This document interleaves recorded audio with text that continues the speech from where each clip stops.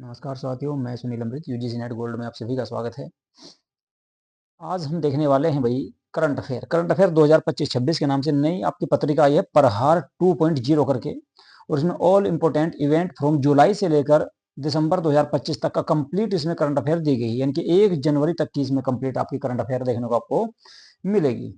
तो हम जो है स्टार्ट करने वाले हैं करंट अफेयर। और करंट अफेयर में हमें जो पढ़ना है आज, वो पढ़ेंगे हम क्या भाई, हमें पढ़ना है इसमें एक तो एग्ज़ाम हमारा जो है एडमिट कार्ड आ चुके हैं एलटी ग्रेड के। तो एलटी ग्रेड को ध्यान में रखते हुए इसके अलावा एलटी ग्रेड के अलावा हम इसमें देखेंगे क्या, एलटी ग्रेड का जो एग्ज़ाम है 17 तारीख को, 17-18 को, तो एडमिट कार्ड आज आ चुके हैं एलटी ग्रेड के। यूपीपीसीएस एलटी ग्रेड के एडमिट कार्ड भी आ चुके हैं। इसके अलावा आपका यूपीएसआई का एग्ज़ाम है अभी आपका अप्रैल में। इसके अलावा यूपी पुलिस के फार्म भी आ चुके हैं। होमगार्ड का एग्ज़ाम भी आपका अप्रैल मई में है। और एसएससी के एग्ज़ाम आपके चल ही रहे हैं। इसके अलावा रेलवे के एग्ज़ाम थे। तो सभी को ध्यान में रखते हुए हम इसमें करंट अफेयर पढ़ने वाले। तो सबसे पहले स्टार्ट करेंगे हम कौन सा, दिसंबर माह जो हाल फिलहाल में आया है अभी, दिसंबर की करंट अफेयर सबसे पहले उसको देखेंगे। उसके बाद नवंबर, अक्टूबर, इस तरह से हम देखते रहेंगे। वैसे जो है यूजीसी नेट गोल्ड पे हमारे यूट्यूब चैनल जो है, इस पे मैंने आपका जो है नवंबर तक की पहले भी करंट अफेयर पूरे साल की डाल रखी है। इसके अलावा दिसंबर की नहीं है, तो दिसंबर की अब मैं इसमें डाल रहा हूँ अभी फिलहाल ये। इसके अलावा नवंबर, अक्टूबर और जो है पिछले 6 महीने यानी जुलाई से लेकर 2025 दिसंबर तक की, दिसंबर 2025 तक की जो करंट अफेयर है वो सारी इसमें है। तो उसको भी मैं इसमें आपको कराने वाला हूँ। तो मैराथन क्लास रहेगी, थोड़ी सी लंबी रहेगी, ठीक है। और इसमें हम जो है इस क्लास में हम कंप्लीट मंथ देखने वाले हैं दिसंबर का। तो चलिए करते हैं स्टार्ट क्लास को। यदि आप लोगों ने हमारे यूट्यूब चैनल को सब्सक्राइब नहीं किया है तो प्लीज़ हमारे यूट्यूब चैनल को सब्सक्राइब इसे कर लें और वीडियो को लाइक तथा शेयर जरूर कर देखना भाई। चलिए जी, देखते हैं सबसे पहले क्या देगा। तो दिसंबर माह को देखेंगे सबसे पहले, दिसंबर को देखते हैं। तो दिसंबर में सबसे पहले अगर हम बात करें, दिसंबर राष्ट्रीय समसामयिक की घटनाओं को हम देखने वाले हैं, यानी कि राष्ट्रीय देखने वाले। सबसे पहले जो हमारे देश की कुछ घटनाएं हैं उनके बारे में हम सबसे पहले बात करेंगे। भारत का नया भूकंपीय क्षेत्रीकरण मानचित्र घोषित किया गया है। तो उसके बारे में डिटेल से पढ़ते हैं, देखते हैं इसमें क्या क्या किया गया है। तो जारीकर्ता जो है इसका, देखो, भारत का नया भूकंपीय क्षेत्रीय मानकीकृत क्षेत्र जो है घोषित किया गया है। अब इसको किसके द्वारा घोषित किया गया है, ये भी आपसे एग्जाम में पूछ सकता है। तो जारी करता है इसका कौन, भारतीय मानक ब्यूरो। भारतीय मानक ब्यूरो 2025 यानी कि BIS के द्वारा इसको घोषित किया गया है। इसके अलावा और क्या है इसमें, आधार सक्रिय भ्रंश रेखाएं, अधिकांश संभावित भूकंप क्षेत्र और टेक्टोनिक्स, सेल विज्ञान, ऐतिहासिक भूकंपीयता के साथ साथ मुख्य इसमें परिवर्तन क्या होगा। इसमें जो परिवर्तन किया गया है जीरो, यानी कि पहले क्या था इसमें, पहले इसमें सरकार के द्वारा जीरो लेवल पर काम किया जा रहा था, लेकिन अब इसमें क्या कर दिया गया सरकार ने, इसे 4 क्षेत्रों में बांट दिया, 4 जोनों में इसको विभाजित किया गया है। तो नया भूकंपीय क्षेत्र जोन जो बनाया गया है उसमें 4 क्षेत्रों में बांटा गया है, यानी कि जोन आपके 4 इसमें घोषित किए गए हैं। अब जोन 6 अत्यधिक जोखिम की शुरुआत है, यानी कि अत्यधिक जोखिम की शुरुआत वाला माना गया है भाई, जो है कौन सा, जोन नंबर 6।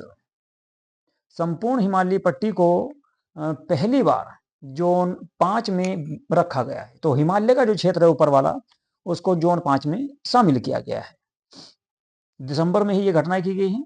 ये सारे जो करेक्शन किए सरकार ने दिसंबर में किए हैं। इसके अलावा भारत की भूकंपीय संवेदनशीलता की अगर हम बात करें तो भारत का 61% भूभाग मध्यम से उच्च जोखिम क्षेत्र में, 75% जनसंख्या भूकंपीय सक्रिय क्षेत्र में रहती है। तो भारत की जो लगभग 75% जनसंख्या है, यानी कि उत्तर भारत का जो क्षेत्र है, यही आपका सारा क्या है, देखो, विंध्य पर्वत से लेकर और हिमालय पर्वत के बीच में जितने भी राज्य हैं, जितने भी क्षेत्र हैं, इनमें लगभग 75% आबादी आती है भारत की। और यही सबसे बड़ा भूकंपीय क्षेत्र है, यानी कि हिमालय का तराई वाला क्षेत्र, जिसमें उत्तर प्रदेश है, हरियाणा है, पंजाब है, चंडीगढ़, हिमाचल प्रदेश के साथ साथ बिहार है।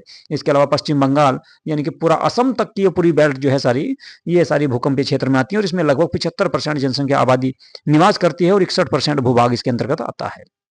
उच्च जोखिम क्षेत्र की बात करें तो हिमालय वाला जो क्षेत्र है ये उच्च जोखिम क्षेत्र में है। इसके अलावा उत्तर पूर्वी भारत का मतलब है बिहार के आसपास का जो क्षेत्र है, बंगाल के आसपास का जो क्षेत्र है, इधर फिर आ जाए गुजरात में कच्छ वाला जो क्षेत्र है, इसके बाद असम, हिमाचल प्रदेश, बिहार, जम्मू कश्मीर, उत्तराखंड और उत्तर प्रदेश भी इसमें शामिल किया जाता है। इसके बाद दूसरा टॉपिक रहेगा हमारा अंतर्राष्ट्रीय समुद्री संगठन IMO, अंतर्राष्ट्रीय समुद्री संगठन की बात करेंगे तो भारत पुनः निर्वाचित IMO काउंसिल 2026-27 के लिए निर्वाचित किया गया है और इसमें श्रेणी बी में इसको रखा गया है। मुख्यालय की बात करें तो लंदन में है इसका। अंतर्राष्ट्रीय समुद्री संगठन का मुख्यालय कहां पर है? लंदन में है और ये जो संस्था है संयुक्त राष्ट्र की विशिष्ट एजेंसी के रूप में कार्य करती है। IMO की भूमिका समुद्री सुरक्षा, जहाजों से प्रदूषण रोकना, वैश्विक शिपिंग के लिए सामान नियम आदि तैयार करना है। तो भारत इसमें दोबारा से जो है यानी कि लगातार पुनः निर्वाचित हुआ है 2026-27 के लिए। प्रमुख संधियों की अगर बात करें इसके द्वारा तो मार्पोल ये समुद्री प्रदूषण नियंत्रण के संबंध में ये संधि की गई है। इसके अलावा 16 समुद्री सुरक्षा से संबंधित है और बेसाल्ट वाटर कन्वेंशन ये कुछ इसकी संधियां हैं। इसके अलावा IMO GHG रणनीति 2023 से 2050 तक जीरो नेट करने का लक्ष्य रखा गया है, यानी कि 2023 से 2050 के बीच में समुद्र में जितना भी प्रदूषण है उसको पूरी तरह से समाप्त कर दिया जाएगा। ऐसी जो है लक्ष्य, ऐसा टारगेट रखा गया है UNO के द्वारा या अंतर्राष्ट्रीय समुद्री संगठन के द्वारा। अब बात करेंगे असम बहुविवाह निषेध विधेयक 2025 देखिए दिसंबर में सरकार के द्वारा कई बिल पास किए गए हैं, उन सब के बारे में बात करेंगे और एग्जाम में ज्यादातर आने की संभावना, ध्यान रखना SI के एग्जाम में यहां से क्वेश्चन आपको पक्का देखने को मिलेगा दिसंबर की करंट अफेयर से। इसके अलावा आपका जो अभी हाल फिलहाल में एग्जाम है 17 और 18 को, 17 से 21 तक चलेंगे आपके LT ग्रेड के, तो इनमें भी यहाँ से क्वेश्चन आपको जरूर देखने को मिलेंगे। तो इसीलिए ये क्लास आपकी कराई जा रही है, एग्जाम को ध्यान में रखते हुए ये मैं क्लास आपके लेकर आया हूं। तो असम बहुविवाह निषेध विधेयक क्या है इसके बारे में देखते हैं। देखिए असम में क्या था, असम में एक व्यक्ति जो है एक से ज्यादा पत्नियां रख सकता था, तो उसको रोक लगाने के लिए, उस पर यानी कि बहु विवाह पर रोक लगाने के लिए ही सरकार ने इस विधेयक को पास किया है। इसमें दंड का प्रावधान किया गया है, 10 साल तक की कारावास होगी यदि कोई जो है एक से अधिक पत्नियां रखता है या बहु विवाह के रूप में कार्य करता है। इसके अलावा आधार की अगर बात करें तो BNS 2023 हिंदू विवाह अधिनियम इस पर लागू होता है। अवैध प्रवासी और सुप्रीम कोर्ट के बारे में बात करेंगे तो अवैध प्रवासी, सुप्रीम कोर्ट की अगर हम बात करें तो अवैध प्रवासी कानूनी अधिकारों का दावा नहीं कर सकते। जो अवैध प्रवासी हैं यानी कि जो बाहर के लोग आकर भारत में रह रहे हैं, वे लोग किसी भी तरह से भारत में क्या कर सकते हैं, कानूनों के अधिकारों की मांग नहीं कर सकते या दावा नहीं कर सकते। केवल मानवीय व्यवहार अनिवार्य होगा उनके लिए। ऐसा नहीं कि वे लोग कहने लगे कि भाई हमको मौलिक अधिकार दो या हमको रोजगार दो, तो वे कानूनी अधिकारों की मांग नहीं कर सकते। ऐसा किसने कहा है? सुप्रीम कोर्ट ने कहा है। भारत 1951 शरणार्थी कन्वेंशन का पक्षकार नहीं है। अटल बिहारी वाजपेयी और मदन मोहन मालवीय जी की जयंती मनाई गई है 25 दिसंबर को, तो इनके बारे में बात करते हैं, इनके जीवन से संबंधित। तो सबसे पहले अटल बिहारी वाजपेयी जी के बारे में बात करेंगे। 1924 से लेकर 1924 में इनका जन्म हुआ था, कहां पर? ग्वालियर मध्य प्रदेश में, और 2018 में इनका देहांत हुआ था भाई। तो प्रधानमंत्री के रूप में ये 1996 में पहली बार प्रधानमंत्री बने थे और मात्र 13 दिन के लिए प्रधानमंत्री रहे थे इस बार। इसके बाद 1998 से 1999 तक 13 माह तक इन्होंने शासन किया। इसके बाद फिर 1999 से 2004 यानी कि लगातार पूरे 5 साल तक इन्होंने अपना शासनकाल पूरा किया था। तो ये इनका शासनकाल था प्रधानमंत्री के रूप में। पहले गैर कांग्रेसी PM जिन्होंने पूर्ण कार्यकाल पूरा किया, यानी कि अपना कार्यकाल पूरा किया है, पहले गैर कांग्रेसी प्रधानमंत्री हैं ये। इसके बाद अगर बात करें तो फिर आपके मोदी जी हैं, जिन्होंने लगातार 5 का लगभग जो है 10 साल भी आपके इनके पूरे हो चुके हैं और लगभग अभी फिलहाल आपका यानी कि 2024 से 2026 चल रहा है अभी, तो 2 साल ये भी हो चुके हैं, तो लगभग 16 साल के आसपास, सॉरी 12 साल के आसपास इनका कार्यकाल हो चुका है। जबकि पहले गैर कांग्रेसी प्रधानमंत्री अटल बिहारी वाजपेयी थे, जिन्होंने अपना कार्यकाल पूरा किया था, यानी कि पूरे 5 साल शासन किया। योगदान की बात करें इनके तो पोखरण का जो आपका परमाणु परीक्षण किया गया था पोखरण सेकंड के नाम से 1998 में, वो इन्हीं के मार्गदर्शन में हुआ था। इसके अलावा स्वर्णिम चतुर्भुज परियोजना यानी कि दिल्ली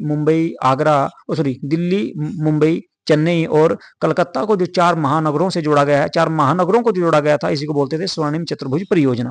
तो इन 4 बड़े शहरों को जोड़ने की जो सड़कों का काम किया था वो इन्हीं के कार्यकाल में पूरा हुआ था। सर्व शिक्षा अभियान 2001 में इन्हीं के कार्यकाल में लाया गया। इसके अलावा सम्मान पदक विभूषण 1992 और भारत रत्न इनको 2015 में दिया गया। भारत रत्न 2015 में नहीं दिया गया, इनको 2024 में दिया गया है, 2024 में दिया गया है मरणोपरांत भारत रत्न। इसके बाद इनका स्मारक जो है वो सदैव अटल नई दिल्ली में स्थित है। तो ये कुछ अटल बिहारी वाजपेयी से संबंधित कुछ आपके फैक्ट थे, क्योंकि 25 दिसंबर को इनकी जयंती थी। इसके बाद बात करेंगे मदन मोहन मालवीय के बारे में।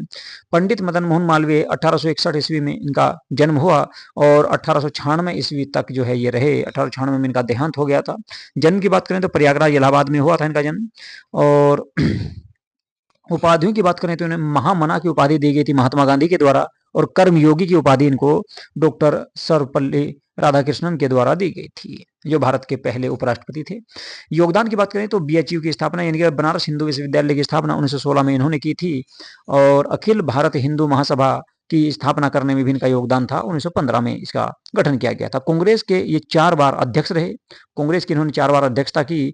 और पत्रकारिता की अगर बात करें तो अभ्युदय 1907 में इन्होंने समाचार पत्र का अपने प्रकाशन किया, और एक इनका ही समाचार पत्र था जिनका नाम था द लीडर। ये 1909 ईस्वी में इन्होंने इनका प्रकाशन शुरू किया था। सम्मान की बात करें तो इनको भी भारत रत्न दिया गया था मरणोपरांत, कब? 2014 में। अब बात करें भारतीय कम्युनिस्ट पार्टी, क्योंकि इसके 100 साल पूरे हो चुके हैं, सीपीआई इसको कहा जाता है शॉर्ट में। तो सीपीआई के 100 साल पूरे हो चुके हैं, क्योंकि 2024 में ही इसका गठन किया गया था। दिसंबर 2024 में ही इसका गठन हुआ था। सॉरी 1924 में इसका गठन हुआ था, या स्थापना 1925 में हुई थी इसकी। सॉरी 24 कह रहा हूँ, 25 में, ठीक है। दिसंबर 1925 को इसकी स्थापना की गई थी इस पार्टी की, और कानपुर में की गई थी। और इसके जो पहले अध्यक्ष थे वे थे सिंगारवेलू चेट्टियार इनका नाम था, जो इसके पहले अध्यक्ष थे। प्रारंभिक विकास की अगर बात करें तो 1920 ईस्वी, इनके इससे पहले भी 1920 में ताशकंद में भारतीय क्रांतिकारियों की बैठक हुई, और प्रमुख नेता जिसमें एम.एन. रॉय थे, इसके अलावा एस.ए. डांगे और ई.एम.एस. नंबूदरीपाद इसमें कुछ प्रमुख नेता थे जो इस बैठक में शामिल हुए। ए.के. गोपालन भी इसमें शामिल थे। और राजनीतिक दृष्टि की अगर बात करें तो 1921 से 1922 ईस्वी में पूर्ण स्वराज की मांग कम्युनिस्टों के द्वारा की गई थी पहली बार। संविधान सभा की अवधारणा भी सबसे पहले एम.एन. राय के द्वारा रखी गई थी, जो एक कम्युनिस्ट थे। इसके बाद बात करेंगे संथाली भाषा की। संथाली भाषा में संविधान का अनुवाद पहली बार संविधान संथाली भाषा में लिखा गया है, और ओ.आई. चिकी लिपि के 100 वर्ष भी पूरे हो चुके हैं। तो भाषा परिवार की बात करें तो जो ये आपकी संथाली भाषा है, ये ऑस्ट्रो एशियाटिक मुंडा भाषा है, जो इसका भाषा परिवार माना जाता है, यानी कि मुंडा भाषा से ही इसका आविष्कार हुआ या विस्तार हुआ है। 8वीं अनुसूची में शामिल हुई कब? ये 92वां संविधान संशोधन 2003 में हुआ था। इसमें संथाली के साथ साथ और भी 3 भाषाओं को शामिल किया गया, यानी कि कुल मिलाकर 4 भाषाएं इस समय शामिल की गई थी। कौन कौन सी थी उनके बारे में एक बार बता देता हूं। देखो, सबसे पहले अगर हम बात करें बोडो की, तो एक भाषा इसमें शामिल की गई थी बोडो। बोडो कहाँ की है भाई? असम की है। तो बोडो असम की है, इसको शामिल किया गया। बोडो के अलावा मैथिली की बात करें तो बिहार की है, मैथिली को शामिल किया गया। ये बिहार से आती है, ये बिहार की है। और एक भाषा थी आपकी तीसरे नंबर पर, संथाली। संथाली की बात करें तो जम्मू कश्मीर की है। एक मिनट, संथाली तो झारखंड से है। संथाली झारखंड से है, संथाली झारखंड की भाषा है। और अगर बात करें किसकी, कौन सी रहेगी? डोंगरी की बात करें तो डोंगरी है आपकी जम्मू कश्मीर से, डोंगरी जम्मू एंड कश्मीर। तो ये 4 भाषाएं एक साथ जोड़ी गई कब? 92वां संविधान संशोधन 2003 में हुआ था, इसमें इनको जोड़ा गया था। कार्यस्थल पर लैंगिक समानता अगला टॉपिक रहेगा। नीति आयोग रिपोर्ट, इसके बारे में देख लेते हैं। तो नीति आयोग ने जो रिपोर्ट दी है, ये कहा कि भाई 145 मिलियन महिलाओं को कार्यबल से जोड़ने की आवश्यकता है। और STEM में अगर बात करें तो 43% लोग स्नातक हैं, जिनमें महिलाएं भी हैं। और इसके अलावा बात करें, केवल कार्यरत जो महिलाएं हैं उनमें से केवल 27% है, यानी कि 43% महिलाएं जिन्होंने स्नातक की डिग्री प्राप्त कर ली है, और उनमें से केवल 27% महिला ही ऐसी है जो कहीं पर कोई ना कोई कार्य कर रही है, इनके रोजगार कर रही हैं खुद का अपना। तो दुनिया में अगर बात करें, भारत में 145 मिलियन महिलाओं को कार्यबल से जोड़ने की आवश्यकता है, ऐसा कहा गया है। और क्योंकि 43% महिलाओं में से मुश्किल से 27% महिला ही भारत में रोजगार कर रही हैं, बाकी सभी बेरोजगार हैं। तो उनको कोई ना कोई कार्य देने के बारे में सरकार ने योजना तैयार की है। वर्ल्ड इक्वेलिटी रिपोर्ट 2026 की बात करेंगे, जारीकर्ता द वर्ल्ड इक्वेलिटी लैब के द्वारा इसको जारी किया जाता है। और शीर्ष 1% के पास 37% वैश्विक संपत्ति है। इस रिपोर्ट ने ये जारी किया है, ये बताया है कि 1% लोगों के पास, दुनिया के 1% लोगों के पास में विश्व की 37% संपत्ति है, जबकि शीर्ष 10 के पास केवल 75% संपत्ति आपको देखने को मिलेगी। जो शुरुआत के 10% लोग हैं, उनके पास, वे इतने अमीर हैं कि विश्व की 75% संपत्ति उन्हीं लोगों के पास में है।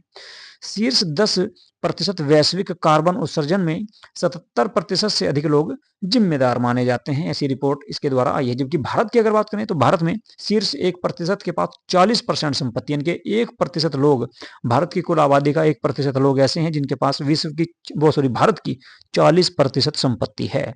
और 10% के पास अगर बात करें तो 65% संपत्ति है, जबकि 90% लोगों के पास मात्र रह जाएगी कितनी भाई, 35% संपत्ति। तो कुल मिलाकर भारत में ऐसा है कि अमीर लोग और ज्यादा अमीर होते जा रहे हैं और गरीब होता जा रहा है। इस रिपोर्ट से ऐसा पता चलता है। इसके बाद भारत ने FY 2024-25 में उच्चतम न्यूक्लियर पावर उत्पादन हासिल किया है।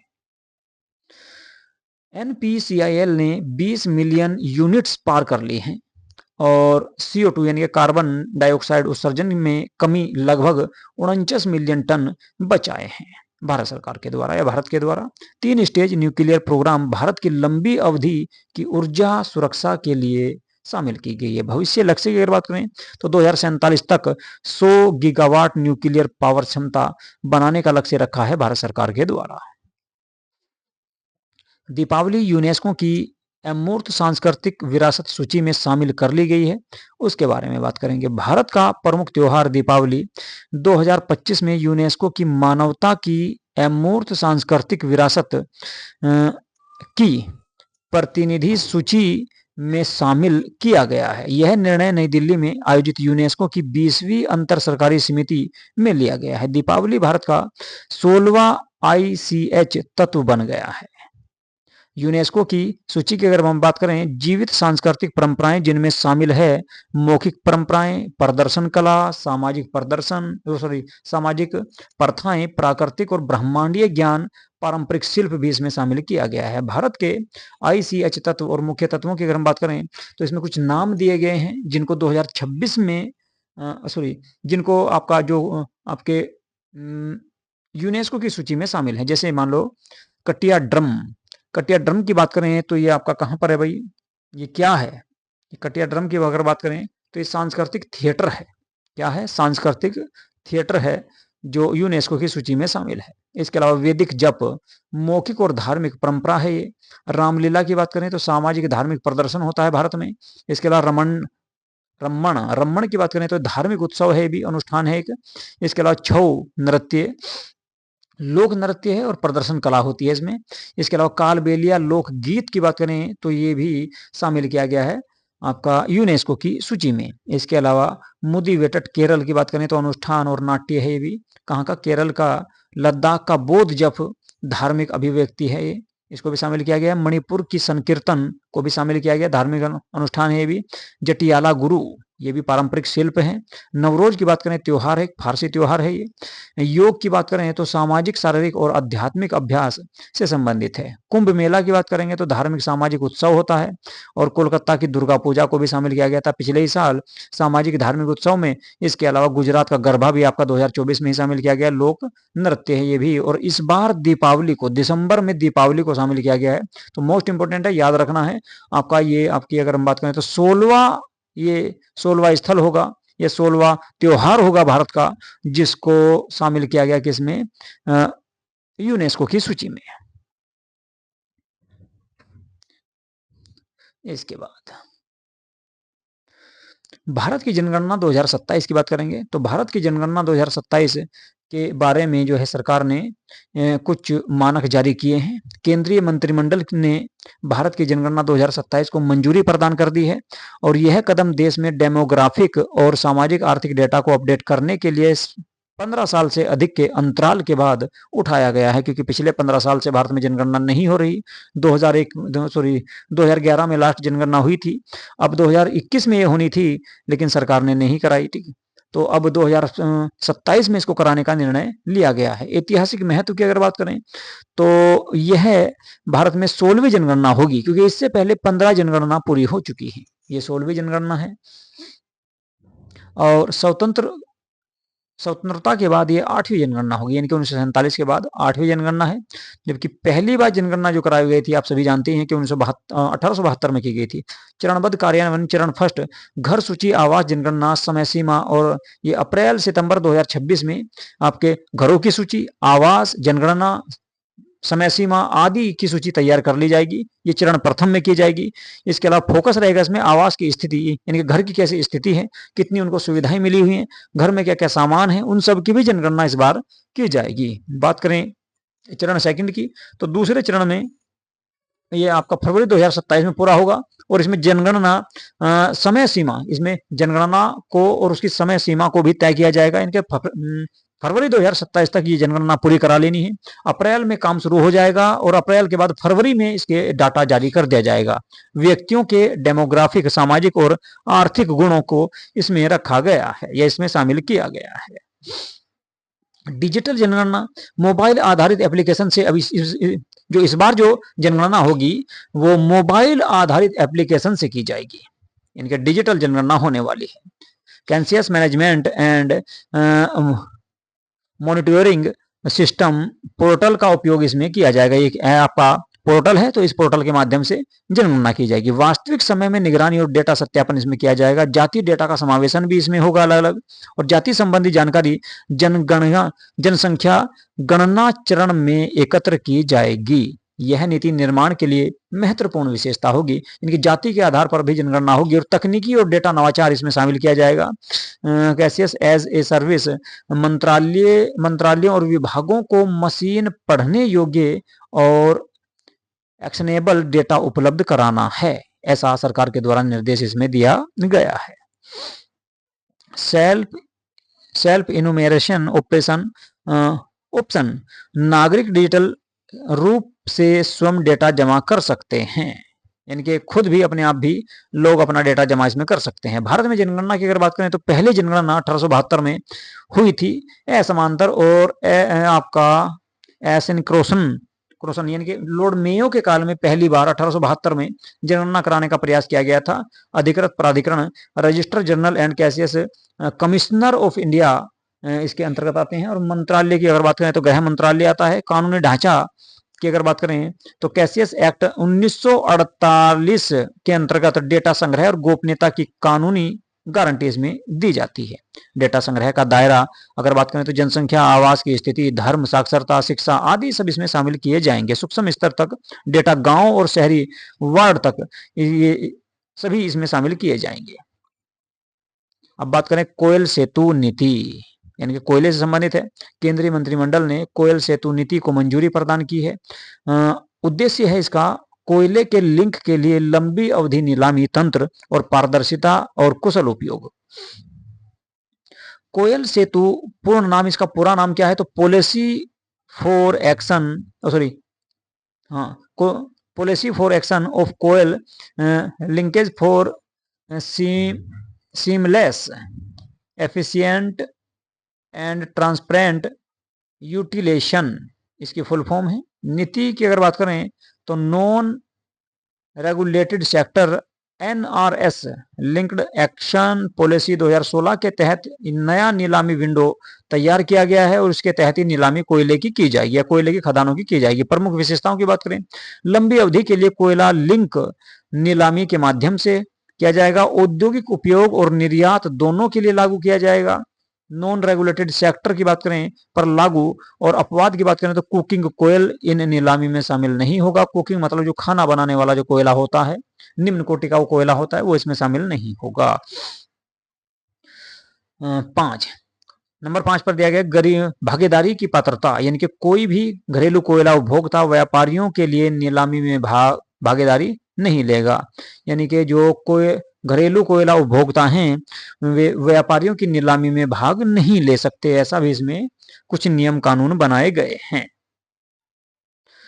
भारतीय सांख्यिकी संस्थान विधेयक 2025 के बारे में बात करेंगे। नया एक्ट आया है भारत सरकार के द्वारा, जो भारतीय सांख्यिकी संस्थान के द्वारा इसको लागू किया गया है। स्थापना की बात करें तो इस भारतीय सांख्यिकी संस्थान की तो 1931 में की गई थी, और इसके संस्थापक की बात करें फिलहाल वर्तमान सॉरी उस समय तो प्रशांत चंद्र महालनोबिस थे।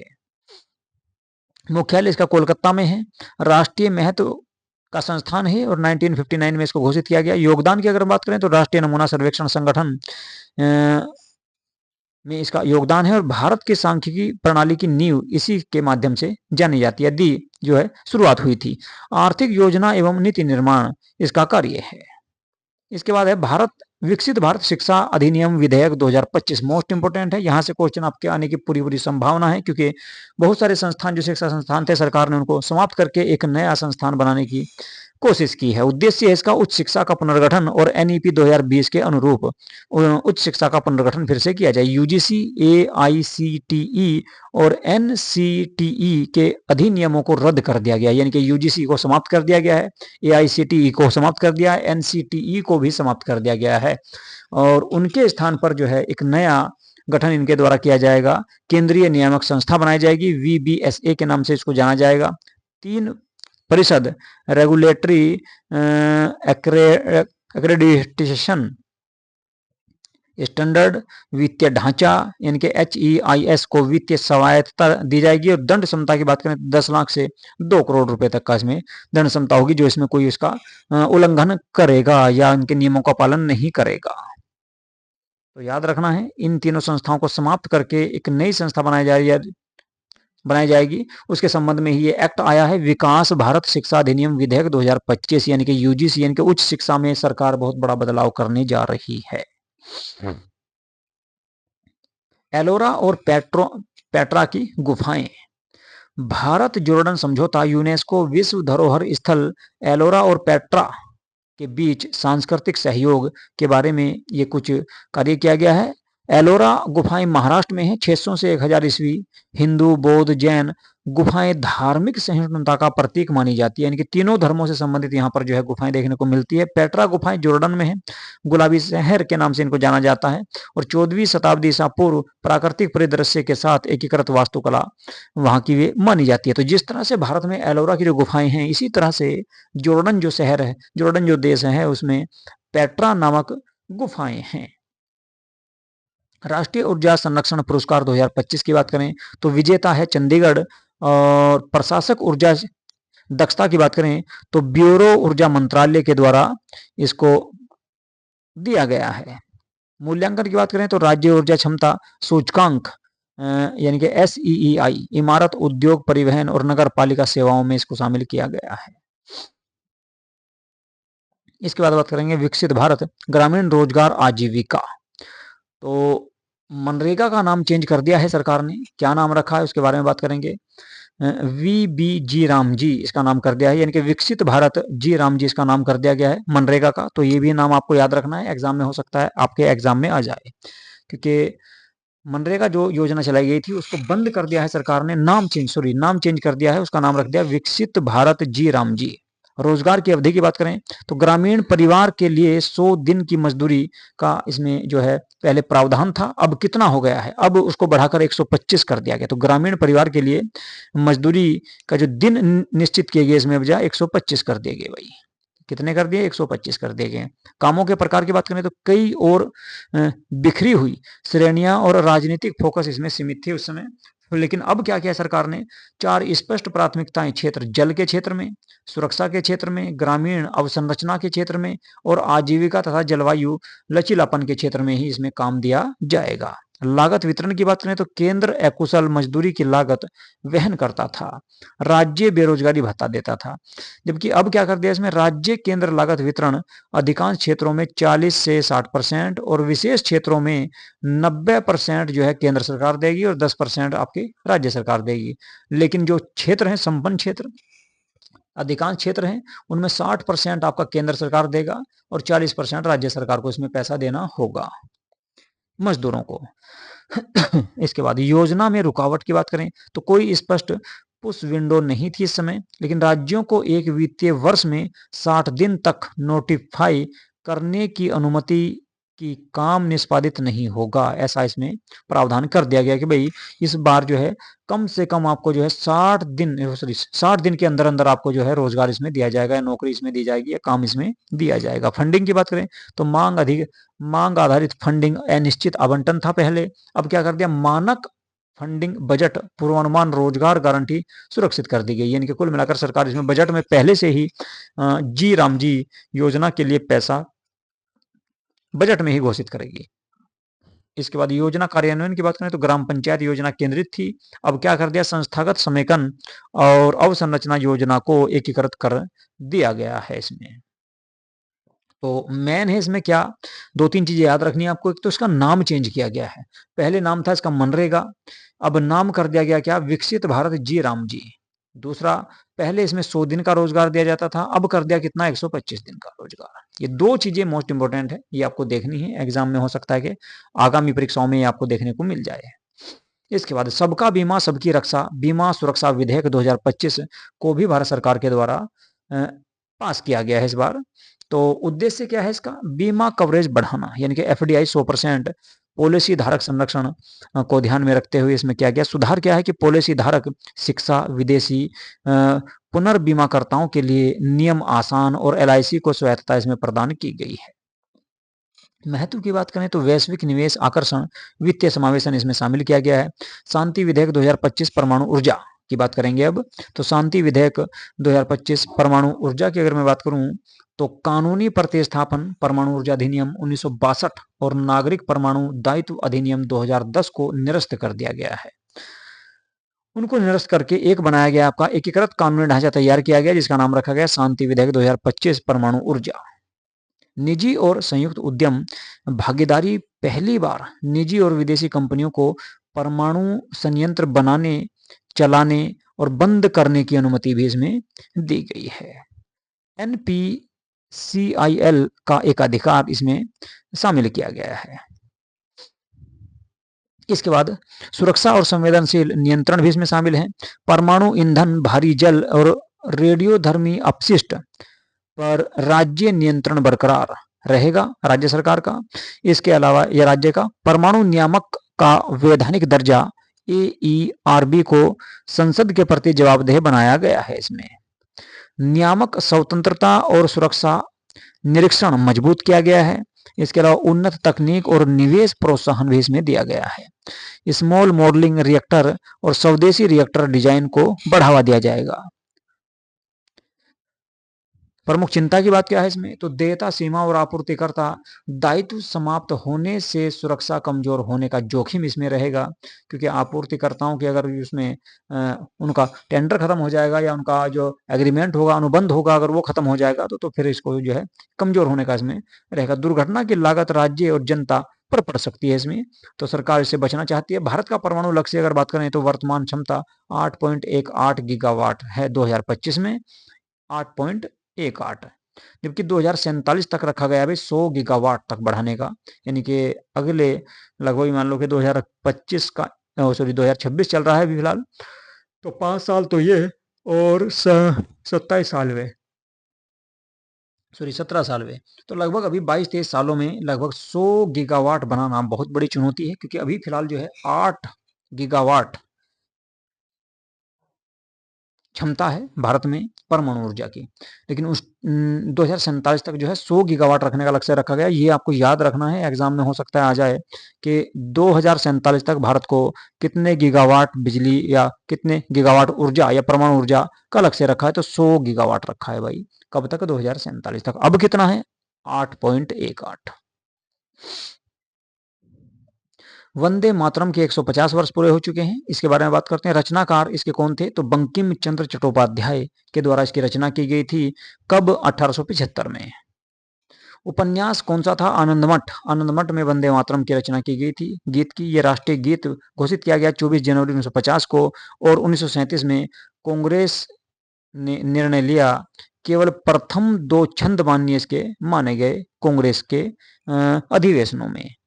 धार्मिक समावेशन की बात करें, धार्मिक समावेशन हेतु इसका उपयोग किया जाता है। राष्ट्रीय मखाना बोर्ड, नेशनल मखाना बोर्ड की स्थापना की गई है।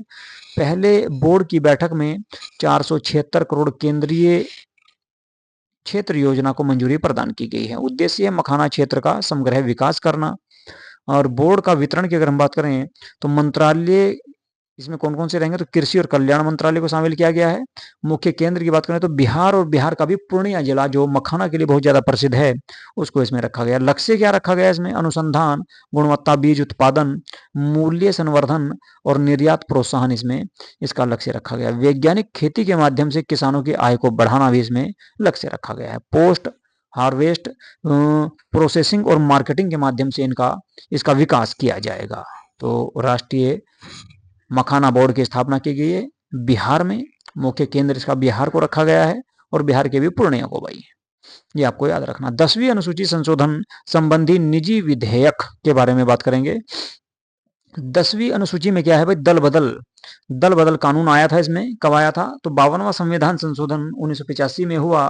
राजीव गांधी के काल में इस कानून को लाया गया था ताकि जो उम्मीदवार हैं वे दल को छोड़कर ना भागें। दल बदल रोकने हेतु 52वां संविधान संशोधन लाया गया था 1985 में। विहिप का कोई संवैधानिक दर्जा नहीं है इसको। और निजी विधेयक संसद सदस्य मंत्री नहीं यानी के द्वारा पेश किया गया कानून प्रस्ताव है। ये कोई जो है ये निजी विधेयक या संसद के द्वारा पेश किया गया कानून है। इसमें जो है आपका किसी मंत्री के द्वारा से पेश नहीं किया गया था, जो एक निजी विधेयक है 10वीं अनुसूची संशोधन संबंधी विधेयक। इसमें क्या क्या है, पेश करने वाला गैर मंत्री सांसद लोकसभा या राज्यसभा का कोई भी हो सकता है। उद्देश्य क्या है, नए कानून का सुझाव देना और सामाजिक कानूनी सुधार लाना। संसद में समय आमतौर पर शुक्रवार यानी कि 3:30 बजे से 5:30 बजे के बीच जो है ये बिल आपका लाया गया। संसदीय सफलता, बहुत कम बिल पारित होते हैं। 1952 से 2019 में केवल 14 बिल ऐसे रहे जो किसी निजी व्यक्ति के द्वारा, निजी सांसद के द्वारा लाए गए और उन्हें पास किया गया, यानी कि गैर मंत्री के द्वारा लाए गए और वे पास हुए हैं। क्योंकि अक्सर जो है संसद में जो बिल पास होते हैं वे हमेशा मंत्री के द्वारा जो बिल लाए जाते हैं वही पास होते हैं। गैर मंत्री जो और अन्य सांसद होते हैं उनके बिलों को कोई ज्यादा तवज्जो नहीं दी जाती और बहुत मुश्किल से ही उनके बिल पास होते। तो अब तक कुल 14 बिल पास हुए, ये आपको याद रखना है। 1952 में पहली बार लोकसभा का गठन हुआ था और 2019 तक अब तक केवल 14 बिल पास हुए और ये 15वां बिल है जो आपका पास हुआ है किसी निजी विधेयक के द्वारा। दिसंबर 2025 में अब हम राष्ट्रीय देखिए हमने, अब हम अंतर्राष्ट्रीय घटनाओं के बारे में बात करेंगे। तो अंतर्राष्ट्रीय घटनाओं को अब हम देखेंगे भाई, ठीक है। क्या देखेंगे हम, अंतर्राष्ट्रीय घटनाओं को देखेंगे। एक मिनट थोड़ा सा इसमें, तो अब हम जो बात करने वाले हैं वो अंतर्राष्ट्रीय घटनाओं के बारे में करने वाले हैं। अब हम अंतर्राष्ट्रीय घटनाओं के बारे में इसमें बात करने वाले हैं जी। चलिए जी, अंतर्राष्ट्रीय घटनाओं के बारे में देखते हैं। एक मिनट रुक जाओ थोड़ा सा, इसमें जो है थोड़ी सी समस्या आ गई है। 25 नंबर,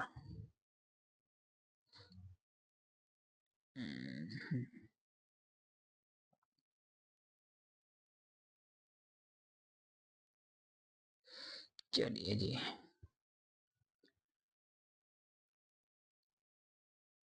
एक मिनट, अंतर्राष्ट्रीय घटनाओं को देखेंगे अब हम। अभी हमने राष्ट्रीय घटनाओं के बारे में देख चुके हैं, तो अब अंतर्राष्ट्रीय घटनाओं के बारे में बात करेंगे जी।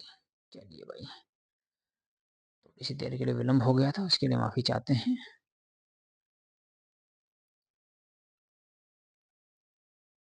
दिसंबर 2025, तो दिसंबर 2025 में जो अंतर्राष्ट्रीय समसामयिक घटनाएं हैं उनके बारे में बात करने वाले हैं। तो अंतर्राष्ट्रीय घटनाओं में सबसे पहले बात करें, रूस चीन का चंद्रमा पर परमाणु ऊर्जा संयंत्र, यानी कि रूस और चीन दोनों देशों के द्वारा मिलकर परमाणु ऊर्जा संयंत्र की, चंद्रमा पर परमाणु ऊर्जा संयंत्र लगाने की योजना तैयार की गई है। किसके द्वारा, रूस और चीन के द्वारा भाई। रूस और चीन ने 2035-36 तक चंद्रमा पर स्वचालित परमाणु ऊर्जा संयंत्र स्थापित करने की योजना घोषित की है, यानी कि चांद पर भी परमाणु ऊर्जा संचालित किया जाएगा। परमाणु ऊर्जा संयंत्र लगाने की योजना कहां पर बनाई है, चंद्रमा पर। किसने, चीन और रूस ने। यह इंटरनेशनल सोलर रिसर्च स्टेशन ढांचे के अंतर्गत है। परियोजना का विवरण की अगर बात करें तो समय सीमा इसकी 2035 से 2036 के बीच में रखेगी कि भाई 2035 से 2036 के बीच में वहां पर जो है एक परमाणु ऊर्जा संयंत्र स्थापित किया जाएगा। मानव उपस्थिति प्रारंभिक चरण में न्यूनतम एवं या शून्य होगी, यानी कि मानव वहां पर नहीं जाएंगे, वो केवल रोबोट के द्वारा ही उसका पूरा कार्य की देखा जाएगा। स्थान की अगर बात करें तो चंद्रमा का दक्षिणी ध्रुव जो है उस पर इसको बनाने की योजना तैयार की गई है। चंद्रमा के दक्षिणी ध्रुव पर इसको बनाने की योजना इन दोनों देशों ने तैयार की है। तो रूस और चीन याद रखना है 2035-36 तक बनाने की योजना इन्होंने रखी। ILRS की परिकल्पना, चंद्र कक्ष में स्टेशन भेजना, स्थायी सतही अनुसंधान आधार, और भारत किम्बरली प्रोसेस का अध्यक्ष 2026 में चुना गया है। उद्देश्य क्या है? कॉन्फ्लिक्ट डिमांड रोकना इसका उद्देश्य है। सदस्य की बात करें तो इसमें आपके EU सहित 60 इसमें देश इसमें शामिल हैं ILRS में। वैश्विक व्यापार की बात करें तो 99% जो है इसमें इन लोगों के द्वारा व्यापार किया जाता है 60 देशों के। भारत की अध्यक्षता का महत्व क्या होगा? तो नैतिक व्यापार में नेतृत्व एक तो, दूसरा वैश्विक आपूर्ति श्रृंखला पारदर्शिता इसमें बढ़ेगी, दूसरा क्या होगा? अब 23वां भारत रूस वार्षिक शिखर सम्मेलन 2025 में आयोजित किया गया दिसंबर में ही। अब ये कहां पर हुआ, कैसे हुआ, इसके बारे में बात करेंगे। स्थान है नई दिल्ली। महत्व क्या है? भारत रूस रणनीतिक साझेदारी के 25 वर्ष पूरे हो चुके हैं। भारत और रूस की रणनीतिक जो साझेदारी है उसके 25 वर्ष पूरे हुए, तो उसकी खुशी में ये हुआ। प्रमुख निर्णय परिणाम क्या हुआ? तो व्यापार लक्ष्य 2030 तक 100 अरब अमेरिकी डॉलर करने का लक्ष्य रखा गया है भारत और रूस के बीच में। इकोनॉमिक प्रोग्राम 2030 अपनाया गया। रक्षा ऊर्जा से आगे विविधीकरण हेतु इसको शामिल किया गया है। और ऊर्जा सहयोग में तेल, गैस, LPG गैस, इसके अलावा परमाणु ऊर्जा में दीर्घकालिक सहयोग दोनों देश एक दूसरे के साथ में करेंगे। परमाणु सहयोग की बात करें तो कुड़ानकुलम परियोजना भविष्य की परमाणु इकाइयों, रक्षा सहयोग, S-400 संयुक्त उत्पादन और रक्षा प्रौद्योगिकी हस्तांतरण इसमें शामिल है। राष्ट्रीय मुद्राओं में व्यापार को बढ़ावा दिया जाएगा, यानी कि दोनों देश अपनी मुद्राओं में ही व्यापार करेंगे। ब्रिक्स, CSO जैसे बहुपक्षीय मंचों पर भी सहयोग की पुनः पुष्टि इसमें की गई है कि दोनों देश एक दूसरे को सहयोग करेंगे। रणनीतिक महत्व की बात करें तो भारत की रणनीतिक स्वायत्तता और बहुध्रुवीय विश्व व्यवस्था को समर्थन देना इसमें रहेगा। ऊर्जा सुरक्षा और रक्षा आपूर्ति की निरंतरता सुनिश्चित इसमें होगी।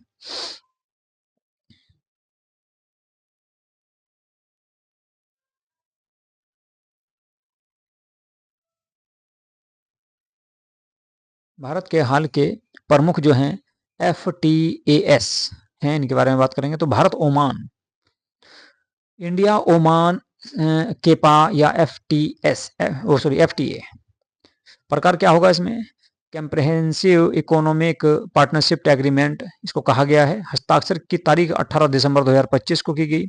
मुख्य लाभ क्या होगा इसमें? लगभग 98 से 99% भारतीय निर्यात पर शून्य या कम टैरिफ लगेगा, यानी कि जो है भारत और ओमान जो है एक दूसरे पर टैक्स नहीं लगाने वाले हैं अपने सामान पर, यानी कि शून्य या बहुत कम टैरिफ लगाएंगे या बहुत कम उस पर टैक्स लगाएंगे।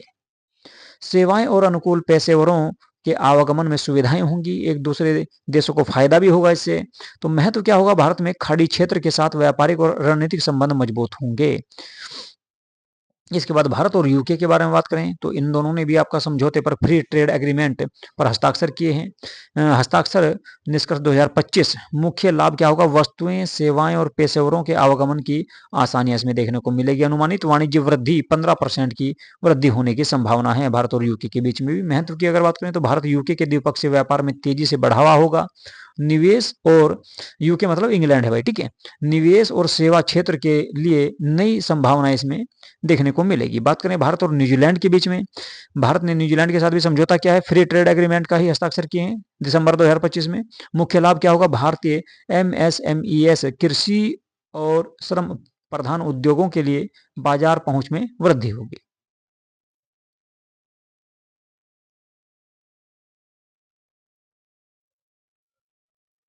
100% भारतीय निर्यात पर शून्य या कम टैरिफ इसमें लगेगा, यानी कि कुल मिलाकर जो है दोनों देश यहाँ पर भी एक दूसरे से एक दूसरे पर बहुत कम टैक्स का इस्तेमाल करेंगे।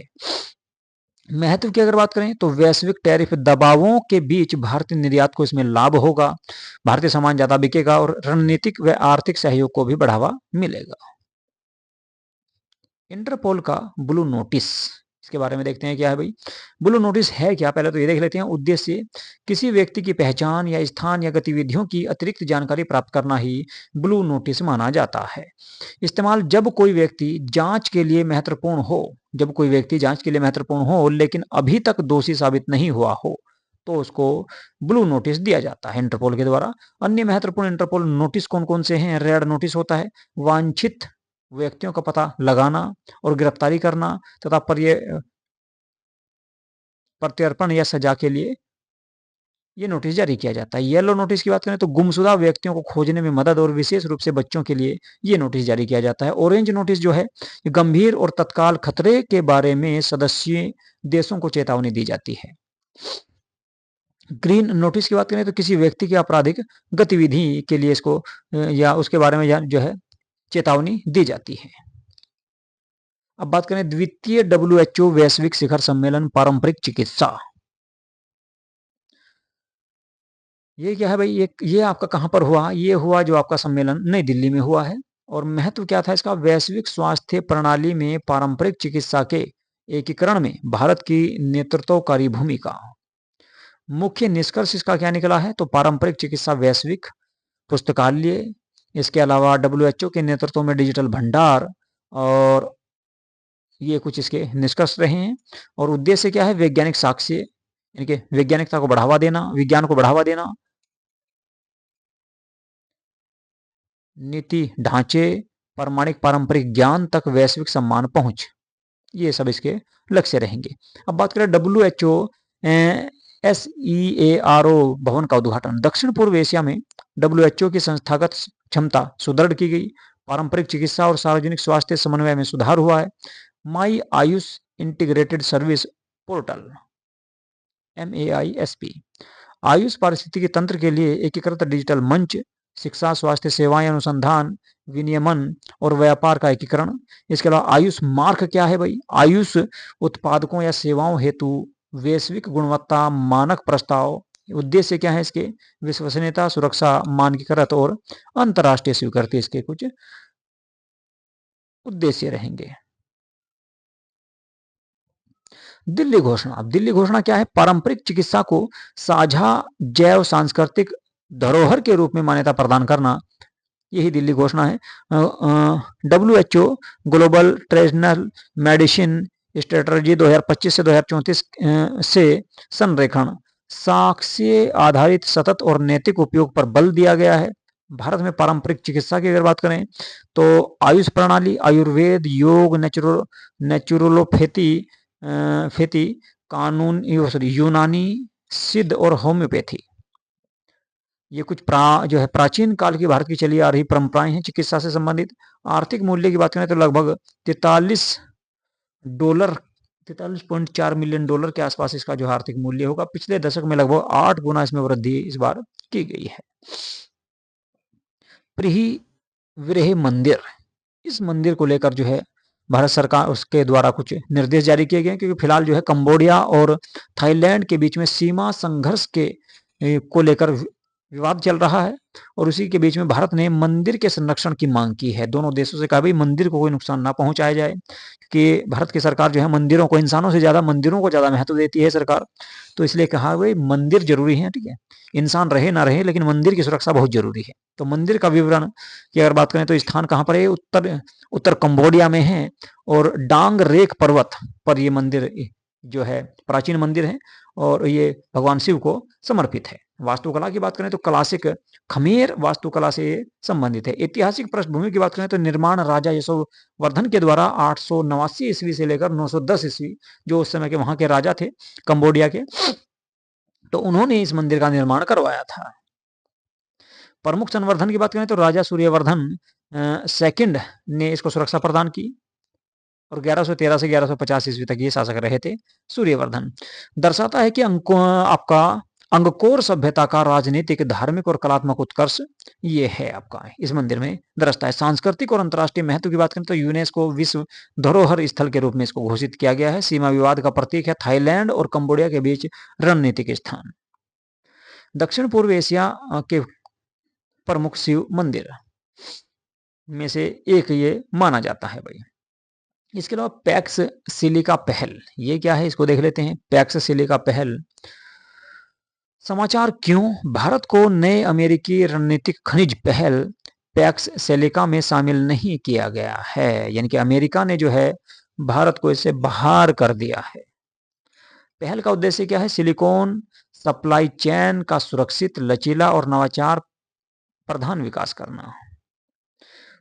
पूरे मूल्य श्रृंखला में शामिल महत्वपूर्ण खनिज की बात करें तो उन्नत निर्माण, सेमीकंडक्टर और एआई इंफ्रास्ट्रक्चर इसमें शामिल हैं। उद्देश्य क्या होगा इसका? सांकेतिक निर्भरता कम करना और विश्वसनीय देशों के बीच प्रौद्योगिकी विकास करना, सेमीकंडक्टर और एआई में नेतृत्व बढ़ाना। सदस्य देश कौन कौन से हैं फिलहाल इसमें अगर बात करें तो इसमें अमेरिका है, जापान है, कोरिया है, सिंगापुर है, नीदरलैंड है, यूके है, इजराइल है और यूएई के साथ साथ ऑस्ट्रेलिया भी इसमें शामिल है। भारत को इससे बाहर कर दिया गया है क्योंकि भारत अभी हाल फिलहाल में रूस के पक्ष में झुका हुआ है, रूस के साथ ज्यादा समझौते कर रहा है। तो अमेरिका ने जो है इससे बाहर कर दिया है भारत को। तो ये आपको याद रखना है, हो सकता है इस तरह का क्वेश्चन आपको देखने को मिल जाए एग्जाम में। अंतर्राष्ट्रीय श्रम संगठन यानी कि आईएलओ आधुनिक दास्तां रिपोर्ट 2025। विश्व में 5 करोड़ लोग आधुनिक दास्तां यानी कि दास्तां का मतलब होता है गुलाम, एक तरह से गुलामी का जीवन जी रहे हैं। 2016 से 1 करोड़ की वृद्धि हुई है इसमें। 2.76 करोड़ लोग जबरन श्रम करने को मजबूर हैं, यानी कि वार्षिक अवैध आय की बात करें तो 236 अरब अमेरिकी डॉलर इससे कुछ लोग कमा रहे हैं, यानी कि लोगों को गुलाम बनाकर उनसे कार्य करवाते हैं। एशिया प्रशांत क्षेत्र में 1.51 करोड़ पीड़ित लोग ऐसे ही हैं एशिया प्रशांत क्षेत्र में। ब्रिक्स की बात करेंगे, BIRCS। ब्राजील ने अध्यक्षता भारत को सौंपी। अब की बार का जो ब्रिक्स जो सम्मेलन होगा वो भारत में होगा, उसकी अध्यक्षता भारत को सौंप दी गई। जो इस बार हुआ 2025 में वो ब्राजील में हुआ। 1 जनवरी 2026 से औपचारिक अध्यक्ष इसका भारत बन गया है, यानी कि भारत के द्वारा की गई फोकस वैश्विक दक्षिण बहुपक्षीय सुधार इसमें आपका होगा। और वैश्विक संस्थान एवं नियुक्तियों की बात करते हैं तो देखिए 2026 में जो ब्रिक्स की अध्यक्षता करने वाला है वो कौन करेगा? भारत करेगा। 2025 में किसने की? ब्राजील ने की है। ये इसमें मैन है, देखना है आपको। इसके अलावा आप देखते हैं वैश्विक संस्थान और नियुक्तियों के बारे में बात करेंगे। पैस्कल डोनोहो ये विश्व बैंक के प्रबंध निदेशक और मुख्य ज्ञान अधिकारी नियुक्त किए गए हैं। नाम है पैस्कल डोनोहो। और किस तिथि को इनको नियुक्ति दी गई? 24 नवंबर 2025 को। इसके बाद हेनरिक ब्राउन की कोका कोला कंपनी के मुख्य कार्यकारी यानी कि सीईओ के रूप में नियुक्ति की गई है। फोकस रहेगा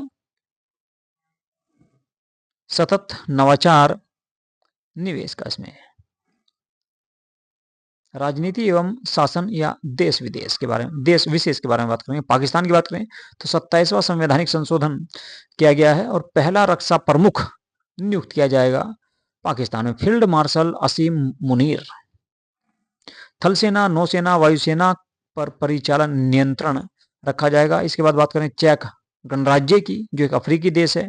आंद्रेज बाबिस ANO पार्टी के ये हैं और 9 दिसंबर 1925 को ये पुनः यानी कि दूसरी बार फिर से प्रधानमंत्री के पद पर नियुक्त हुए हैं। चिली की बात करें तो जोसे एंटोनियो कास्ट 38वें राष्ट्रपति निर्वाचित हुए हैं चिली के। लगभग 58% मत इनके पक्ष में आए हैं और पदभार इन्होंने मार्च 2026 में संभालेंगे। दिसंबर में चुनाव हुआ तो उसमें इनके द्वारा जीत हासिल की गई है। लोकतंत्र एवं वैश्विक शासन की बात करेंगे। अंतर्राष्ट्रीय लोकतंत्र एवं चुनाव सहायता संस्थान 3 दिसंबर 2025 से भारत अध्यक्ष बना है इसका। और प्रतिनिधि की बात करें तो मुख्य चुनाव आयुक्त ज्ञानेश कुमार इसके प्रमुख बनाए गए हैं। पर्यावरण एवं जैव विविधता की बात कर लेते हैं। अब यूनेस्को संकटग्रस्त पारंपरिक कला एवं शिल्प को तत्कालीन संरक्षण सूची में शामिल किया गया है यूनेस्को के द्वारा। किसको? तो संकटग्रस्त पारंपरिक कला और शिल्प को। संयुक्त राष्ट्र पर्यावरण सभा भारत का वैश्विक वनाग्नि प्रबंधन प्रस्ताव स्वीकृत किया गया है संयुक्त राष्ट्र पर्यावरण सभा के द्वारा। इटली की बात करें तो राष्ट्रीय व्यंजन को यूनेस्को अमूर्त सांस्कृतिक विरासत मान्यता पाने वाला पहला देश बन गया। यानी कि राष्ट्रीय व्यंजन जो है उनको यूनेस्को की सूची में शामिल कर लिया गया है, और ऐसा कराने वाला पहला देश हुआ है कौन? इटली। सुरक्षा, रक्षा एवं सैन्य सहयोग की बात करते हैं तो रूस और सूडान। पोर्ट सूडान के पास 25 वर्षीय नौसैनिक अड्डा है। किसका? रूस का। 300 कर्मी और 4 युद्धपोत परमाणु सक्षम रहित यहाँ पर जो है रहते हैं। भारत ऑपरेशन सागर बंधु की बात करें तो श्रीलंका में चक्रवात दितवाहा राहत जो है चक्रवात आया था श्रीलंका में, उसको लेकर भारत ने ऑपरेशन सागर बंधु चलाया, और इसमें 1000 मीट्रिक टन सहायता और हजारों लोगों की मदद भारत सरकार के द्वारा की गई श्रीलंका के। भाई भारत रूस सैन्य लॉजिस्टिक्स समझौता, जिसको रिलोस के नाम से जाना जाता है, सैन्य सुविधाओं तक परस्पर पहुंच पहुंचाना इसका लक्ष्य है। अमेरिकी और जॉर्डन की अगर बात करें तो ऑपरेशन होक आई स्ट्राइक ये सीरिया में चलाया गया। ऑपरेशन होक आई स्ट्राइक सीरिया में चलाया किसने? जॉर्डन और अमेरिका ने मिलकर। ISI के 70 प्लस ठिकानों पर इसमें कार्रवाई की गई। क्वाड की बात करें तो प्रथम फील्ड ट्रेनिंग अभ्यास के नाम से इसको जाना जाता है, और ये क्वाड इसको कहा जाता है। इसमें देश भारत है, अमेरिका है, जापान है और ऑस्ट्रेलिया है।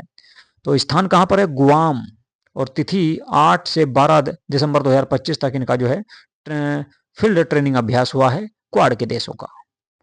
हिंद प्रशांत लॉजिस्टिक नेटवर्क का संचालन इनके द्वारा किया जाता है। उद्देश्य है आपदा मानवीय सहायता में समन्वय करना, यानी कि एक दूसरे को मदद पहुंचाना, एक दूसरे की सहायता करना। भारत की विदेश यात्राओं के बारे में बात करेंगे। प्रधानमंत्री नरेंद्र मोदी के द्वारा जॉर्डन की यात्रा की गई 15 से 16 दिसंबर 2025 को।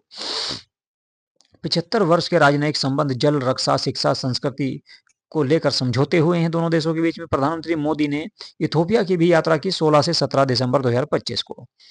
यहाँ पर क्या किया? प्रधानमंत्री अबी अहमद से मुलाकात की और सभ्यतागत संबंधों पर आधारित सहयोग इसमें एक दूसरे देशों ने किया है। इटली की बात करें तो उप प्रधानमंत्री और विदेश मंत्री एंटोनी ताजानी की यात्रा भारत यात्रा रही, और 10 से 12 दिसंबर तक इन्होंने भारत की यात्रा की। विदेश मंत्री डॉक्टर एस जयशंकर ने श्रीलंका की यात्रा की।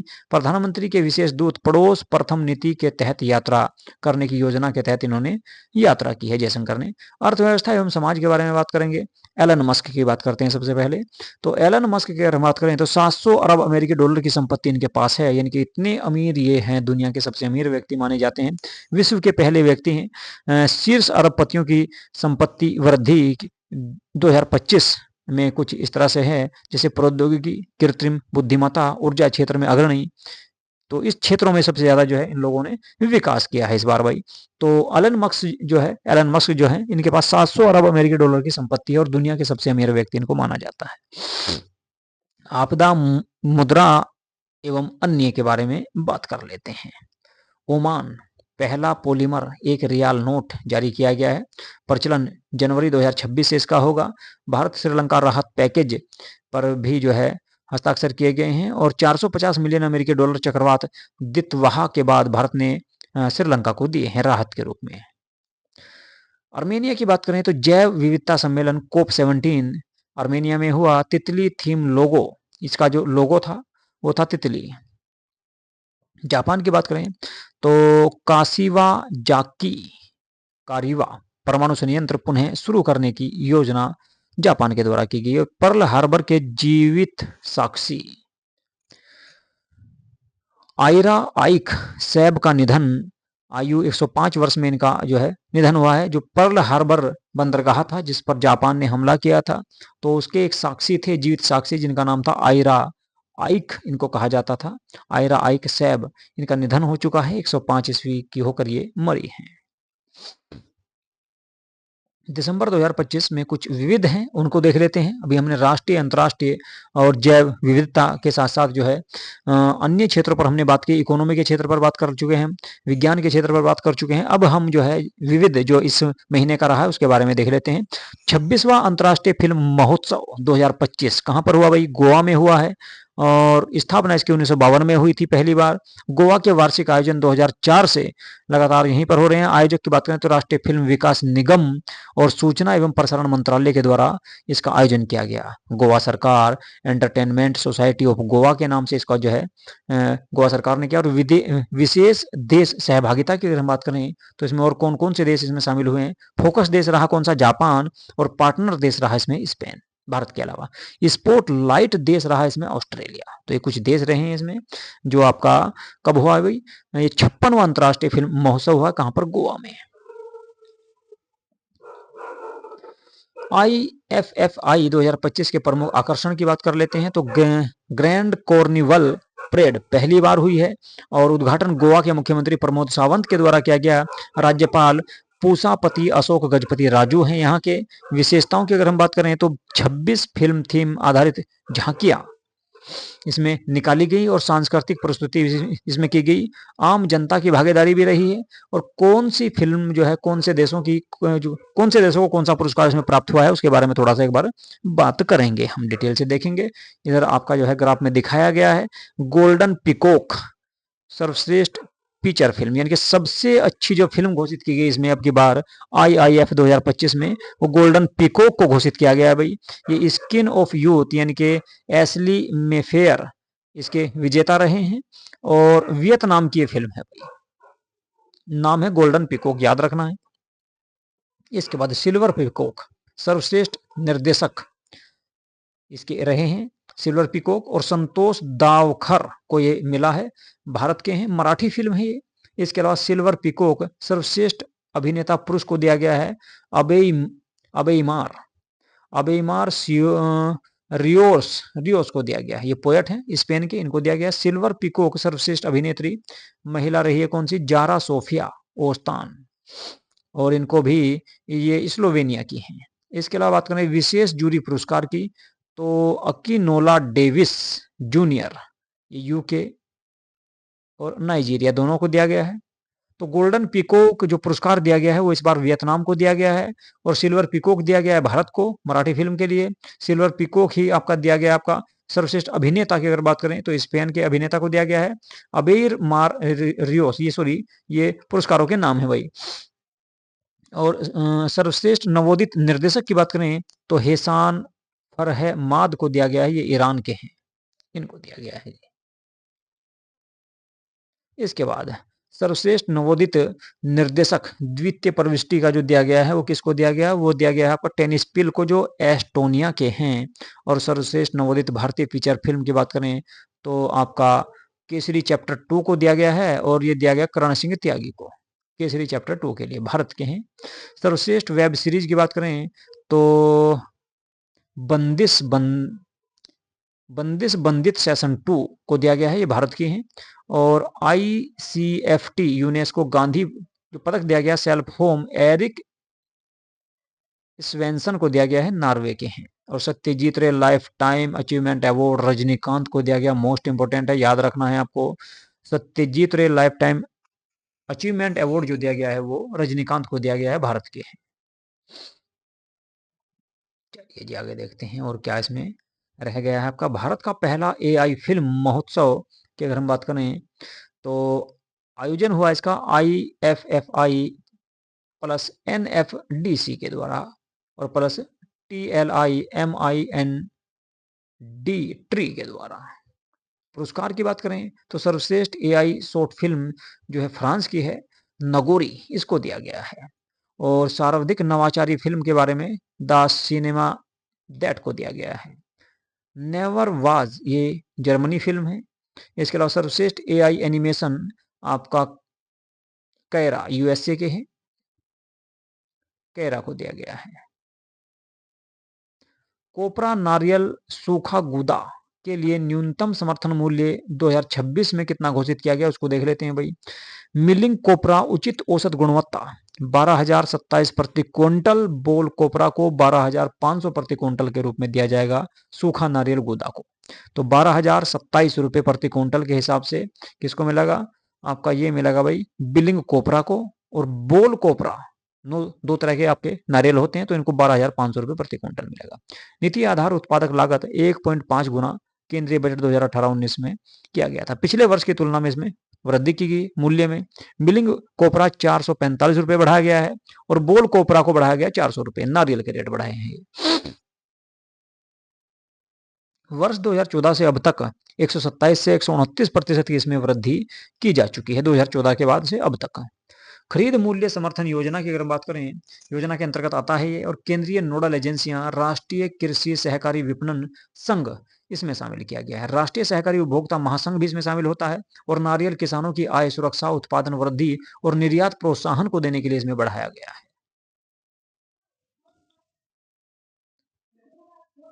कोल सेतु नीति, गैर नियंत्रित क्षेत्र कोयला संबद्धता नीति के अंतर्गत नई व्यवस्था की गई है, इसके बारे में बात करेंगे। दीर्घकालिक कोयला आवंटन हेतु नीलामी आधारित प्रणाली, घरेलू औद्योगिक उपयोग एवं निर्यात की अनुमति, भारत के भीतर पुनः बिक्री की अनुमति नहीं है। कोयले की भारत के भीतर पुनः बिक्री की अनुमति नहीं दी जाएगी, किसको, घरेलू औद्योगिक उपयोग और निर्यात की अनुमति नहीं दी जाएगी। पात्र खरीदारों के लिए अंतः उपयोग प्रतिबंध समाप्त कर दिया गया। और संबद्धता की बात करें तो धारक जो है 50% तक कोयले का निर्यात कर सकते हैं और समूह कंपनियों में लचीला उपयोग एवं कोयला धुलाई की अनुमति दी गई है। कोकिंग कोयला एवं व्यापारी को इससे बाहर कर दिया गया है इस टेंडर से। और आयात निर्धनता में कमी, कोयले, घरेलू कोयले का बेहतर उपयोग और व्यापार सुगमता में वृद्धि इसका लक्ष्य रखा गया है।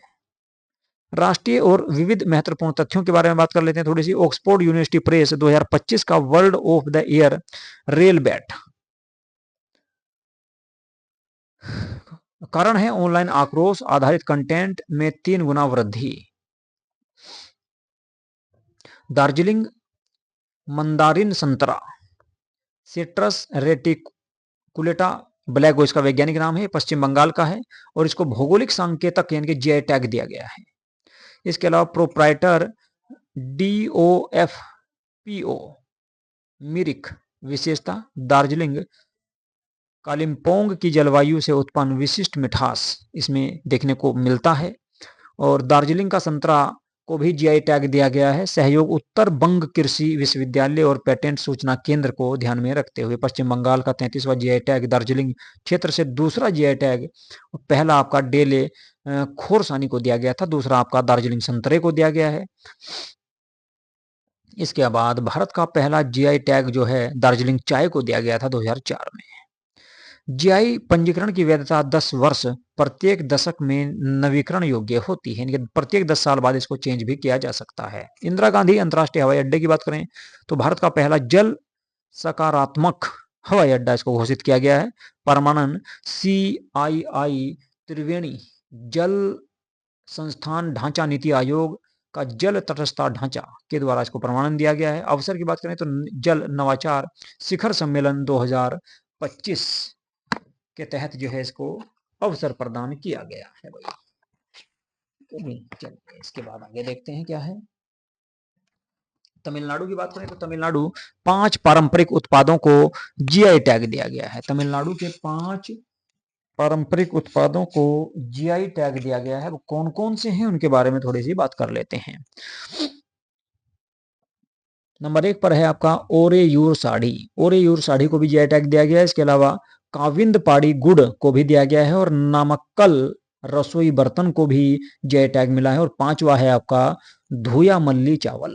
तो धुया मल्ली चावल है, नामक्कल रसोई बर्तन है, काविंद पाड़ी गुड़ है और ओरेयूर साड़ी। ये 5 जो है उत्पाद हैं तमिलनाडु के जिनको जीआई टैग दिया गया है।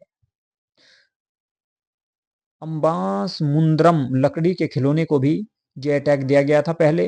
तो कुल अगर बात करें तो जीआई टैग आपके कितने हो चुके हैं, 74 जीआई टैग हो चुके हैं। देश में दूसरा स्थान आपका किसका है? तमिलनाडु का है जीआई टैग हासिल करने में, और पहला स्थान उत्तर प्रदेश का है भाई। मैसेजिंग ऐप्स के लिए सिम बाउंडिंग नियम क्या निर्देश बनाए गए हैं? सिम के लिए, मैसेज करने के लिए जो ऐप हैं, तो निर्देश दूरसंचार विभाग apps WhatsApp, Telegram, Signal, Snapchat, इन सभी के लिए कुछ प्रावधान बनाए गए हैं सिम बाउंडिंग और नियमित वेब लॉगआउट को ध्यान में रखते हुए। उद्देश्य क्या है? साइबर धोखाधड़ी को रोकना, टेलीकॉम पहचान की सुरक्षा सुनिश्चित करना। नियम दूरसंचार साइबर सुरक्षा संशोधन नियम 2025 के नाम से एक नया बिल सरकार के द्वारा पास किया गया है।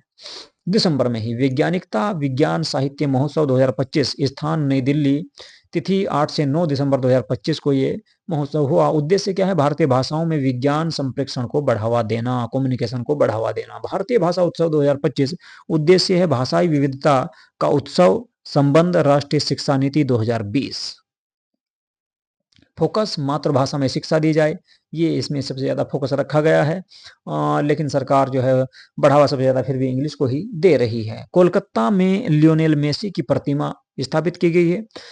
इसकी ऊंचाई की बात करें तो 70 फीट है, लोहे से निर्मित है, और महत्व इसका भारत में फुटबॉल सांस्कृतिक व पर्यटन क्षमता का प्रतीक माना गया है। किसको? लियोनेल मेसी को। फुटबॉल के बहुत अच्छे खिलाड़ी थे भाई, ये खिलाड़ी हैं मतलब, तो इनको जो है इनके सम्मान के रूप में इसको स्थापित किया गया कलकत्ता में। बन्नेरघट्टा जैविक उद्यान कर्नाटक, ये क्या है भाई? केपुचिन बंदरों का आयात दक्षिण अफ्रीका से। उद्देश्य है आनुवांशिक विविधता को बढ़ावा देना। भारत ने खरीदे हैं और कर्नाटक में लाकर छोड़े हैं केपुचिन बंदरों को। प्रक्रिया अंतर्राष्ट्रीय वन्यजीव प्रोटोकॉल के अनुसार एकीकृत भुगतान इंटरफेस यूपीआई की बात करें तो विश्व की सबसे बड़ी त्वरित भुगतान प्रणाली बन चुकी है। कौन सी? यूपीआई। इथेनॉल मिश्रण की बात करें तो पेट्रोल में 20%, नवंबर 2025 कुल प्रजनन दर 1.9। तो अभी फिलहाल अगर बात करें तो 20% इथेनॉल का जो टारगेट रखा था सरकार ने वो पूरा कर लिया है। नवीकरणीय ऊर्जा क्षमता 2,59,423 मेगावाट। इंदिरा गांधी अंतर्राष्ट्रीय हवाई अड्डा भारत का पहला जल संतुलित हवाई अड्डा बना है। पीछे बात की थी। सकल घरेलू उत्पाद आधार वर्ष 2023 रखा गया है जीडीपी का, और राष्ट्रीय वित्तीय समावेशन रणनीति 2025 से 2030 घोषित की गई है। बीमा संशोधन अधिनियम 2025 विदेशी निवेश 100% प्रत्यक्ष के रूप में रखा गया है। पुरस्कार और सम्मान की बात कर लेते हैं दिसंबर 2025 के भाई। गोल्डन ग्लोब होराइजन पुरस्कार आलिया भट्ट को दिया गया है। वैश्विक सिनेमा के प्रभाव हेतु रेड सी अंतर्राष्ट्रीय फिल्म महोत्सव में आलिया भट्ट को यह पुरस्कार प्रदान हुआ है। गोल्डन ग्लोब होराइजन पुरस्कार। Time entertainer of the year 2025 Leonardo DiCaprio, film one battle after another और पर्यावरणीय सक्रियता के लिए इनको दिया गया है। ऑस्कर 2026 शॉर्टलिस्ट होमबाउंड भारतीय फिल्म की गई है, होमबाउंड, और सर्वश्रेष्ठ अंतर्राष्ट्रीय फीचर फिल्म की श्रेणी में इसको रखा गया है। टर्नर पुरस्कार नैना कालू सीखने की अक्षमता वाली पहली विजेता। फीफा सर्वश्रेष्ठ फुटबॉल पुरस्कार 2025 विभिन्न विजेता वैश्विक फुटबॉल उत्कृष्टता के लिए दिए गए हैं। Time athlete of the year 2025 एजा विल्सन महिला बास्केट के ऐतिहासिक सत्र के लिए इसको दिया गया है। नासा प्रेरणादायक पुरस्कार अंतर्राष्ट्रीय space apps 2025 photonics ODC Chennai दूरदराज क्षेत्रों हेतु उपग्रह आधारित इंटरनेट अवधारणा के लिए रखा गया है। Chevalier the order of the arts ए दे लेटर्स रवि डीसी बुक्स फ्रांसीसी साहित्य के मलयालम प्रचार हेतु ये रखा गया है। परिवर्तनकारी नेतृत्व पुरस्कार जयशाह खेल प्रशासन एवं महिला क्रिकेट विकास के लिए दिया गया है। अन्य प्रमुख पुरस्कारों की अगर बात करें तो संयुक्त राष्ट्र जनसंख्या पुरस्कार 2025 अंतर्राष्ट्रीय जनसंख्या अध्ययन संघ को दिया गया है। वैश्विक मानवीय पुरस्कार पशु कल्याण अंबानी अनंत को दिया गया है। और पृथ्वी के चैंपियन पुरस्कार की बात करें तो ये आपका 2025 का सुप्रिया साहू को दिया गया है। गणेश गेवेल पुरस्कार ये कर्नल प्रतीक रॉय को दिया गया है। गृह मंत्री दक्षता पदक दिनेश खटक सीआरपीएफ को दिया गया है। नवाचार पुरस्कार एनटीपीसी नेत्रा और CSIR ये वैज्ञानिकता। IEEE मानक संगठन कॉरपोरेशन पुरस्कार 2025 सी डॉट को दिया गया है। Time person of the year 2025 कृत्रिम बुद्धिमत्ता के शिल्पकार को दिया गया है। और फोर्ब्स 30 अंडर 30 ये अंकित गुप्ता को दिया गया 2026 का। हुरन भारत शीर्ष 200 उद्यमी 2025 ये दीपिंदर गोयल को दिया गया है भाई। विश्व का सबसे धनी व्यक्ति 2025 में एलन मस्क को घोषित किया गया। जिंदल स्टेनलेस पर्यावरण सामाजिक शासन रैंकिंग वैश्विक में चौथा स्थान हासिल किया है जिंदल ने। और PGIMER चंडीगढ़ प्रौद्योगिकी मूल्यांकन संस्थान सर्वश्रेष्ठ स्वास्थ्य के रूप में इसको घोषित किया गया है। सूचकांक एवं रिपोर्ट के बारे में बात करेंगे। विश्व शहरीकरण परिदृश्य 2025 सर्वाधिक जनसंख्या जकार्ता में होगी। पूरी दुनिया में सबसे ज्यादा जो संख्या है जनसंख्या है वो जकार्ता शहर की है। भारत की अगर बात करें तो नई दिल्ली को चौथा नंबर मिला है, कोलकाता को 9वां नंबर मिला है। और भारत पर्यटन आंकड़ा संकलन 2025 के अनुसार तो दिल्ली वर्तमान में भारत का सबसे अधिक आबादी वाला शहर हो गया है, पूरी दुनिया में जकार्ता हो गया है जो इंडोनेशिया में है। मेगा शहर की बात करें तो 2025 में 33 मेगा शहर हैं, 250 तक 37 अनुमानित होना है इनका। और 2024 में विदेशी पर्यटक की अगर बात करें तो 2.094 करोड़ इन शहरों में घूमे हैं।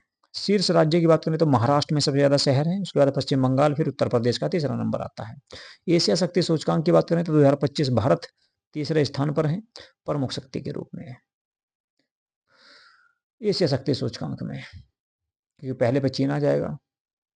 शीर्ष 100 हथियार निर्माता कंपनियों भारत की कंपनियों में हिंदुस्तान एरोनॉटिक्स, भारत इलेक्ट्रॉनिक्स, मझगांव डोंक को शामिल किया गया है। वैश्विक कृत्रिम बुद्धिमत्ता जीवंतता सूचकांक 2025 में भारत का तीसरा स्थान है।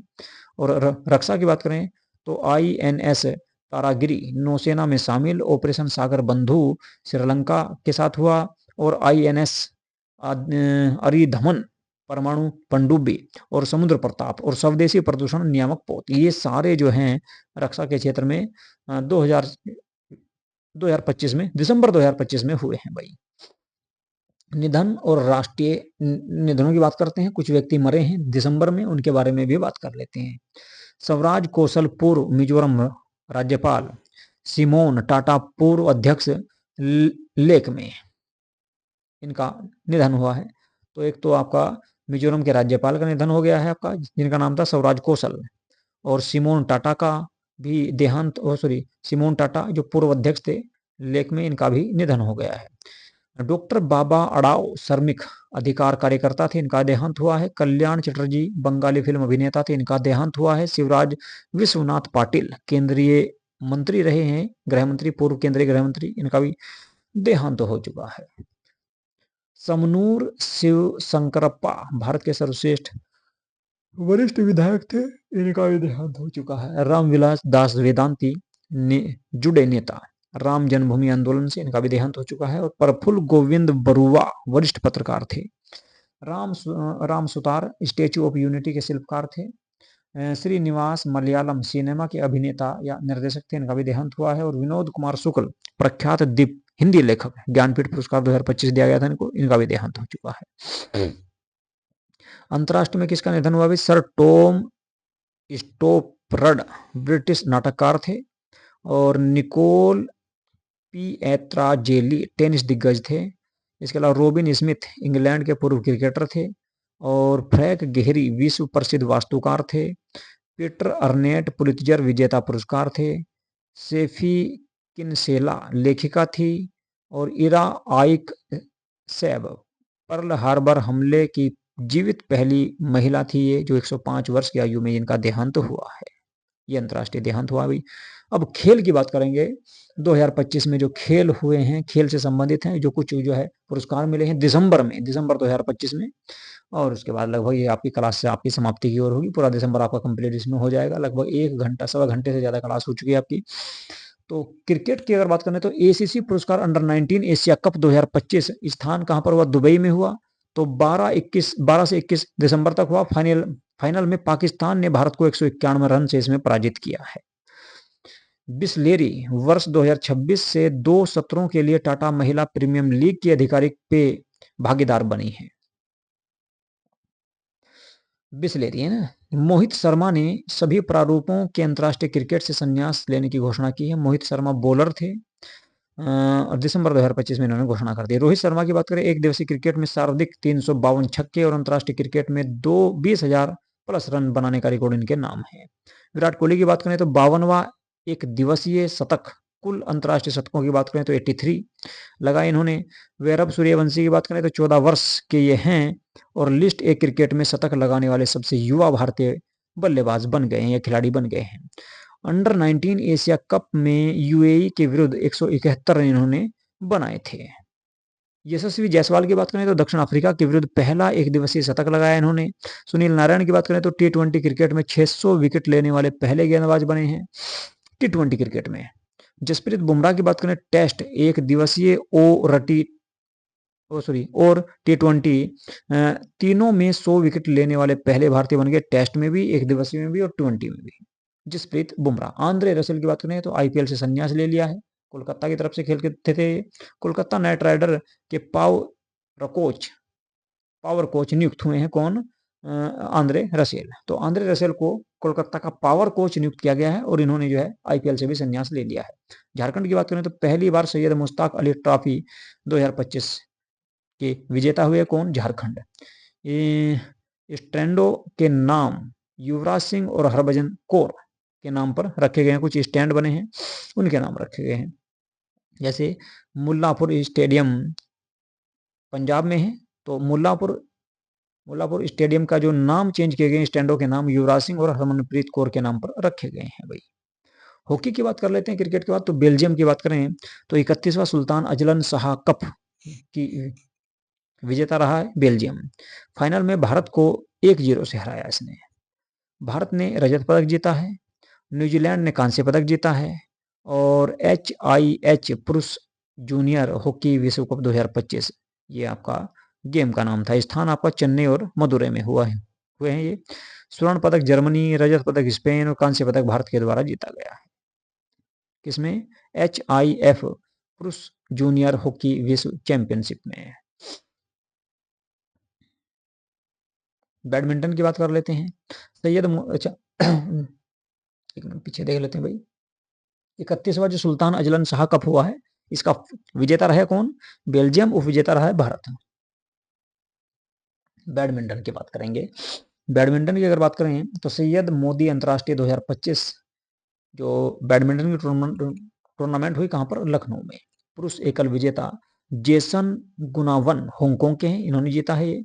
और महिला युगल विजेता की बात करें तो गायत्री गोपीचंद और ट्रिशा जोली ने ये पुरस्कार जीता है या खेल जीता है। मोटर स्पोर्ट्स या फार्मूला 1, कतर फार्मूला 1 ग्रां प्री 2025 विजेता मैक्स वनटेपेन रेड बुल रेसिंग ने ये गेम जीता है। रेडो नोरिस की बात करें तो पहला फार्मूला 1 विश्व चालक चैंपियन, 11वें ब्रिटिश चैंपियन बने हैं। MRF टायर्स की बात करें तो MRF यूरोपीय रैली चैंपियनशिप 2025 के विजेता हैं। शतरंज की बात करें तो ग्लोबल शतरंज लीग 2025 हुई है, इसमें विजेता अल्पाइन SG पाइपर्स रहे हैं और विजेता त्रिवेणी कंटिनेंटल किंग्स रहे हैं। आर प्रज्ञानंदा ग्लोबल शतरंज लीग खिताब इन्होंने जीता है। फ्रीडे सर्किट 2025 विजेता और कैंडिडेट्स 2026 के लिए क्वालिफाई किया है। अर्जुन एरिगेसी येरूशलेम मास्टर्स 2025 के विजेता रहे हैं, विश्वनाथन आनंद को इन्होंने पराजित किया है। अली रेजा फिरोजजा टूर्नामेंट में सर्वश्रेष्ठ पुरुष खिलाड़ी चुने गए हैं। दिव्या देशमुख और कोनेरू हम्पी वैशाली रमेश बाबू इन्हें महिला कैंडिडेट 2026 हेतु चयन किया गया है। सर्वज्ञ सिंह कुशवाहा की बात करें तो सबसे युवा फेडरेटेड शतरंज खिलाड़ी बने हैं, सबसे युवा। फुटबॉल की बात करते हैं तो ईस्ट बंगाल फुटबॉल क्लब की बात करें तो पहला सेफ महिला क्लब चैंपियनशिप विजेता ईस्ट बंगाल फुटबॉल क्लब हुआ है। बहु खेल प्रतियोगिता की बात करें तो वर्ल्ड स्किल्स एशिया प्रतियोगिता 2025 स्थान हुआ ताइपे ताइवान भारत और पदार्पण में 8वां स्थान हासिल किया है। खेलो इंडिया विश्वविद्यालय खेल 2025 स्थान की बात करें तो राजस्थान ने पदक तालिका में शीर्ष स्थान हासिल किया है चंडीगढ़ विश्वविद्यालय में। ये गेम हुए थे। खेलो इंडिया जनजातीय खेल की बात करें तो लोगो जारी प्रथम संस्करण 14 फरवरी 2026। स्थान की बात करें तो बिलासपुर छत्तीसगढ़ में हुए हैं। घुड़सवारी खेल एशियाई घुड़सवारी चैंपियनशिप 2025 स्थान पटाया थाईलैंड में हुए हैं। आशीष लिमिया ने इसमें भाग लिया था।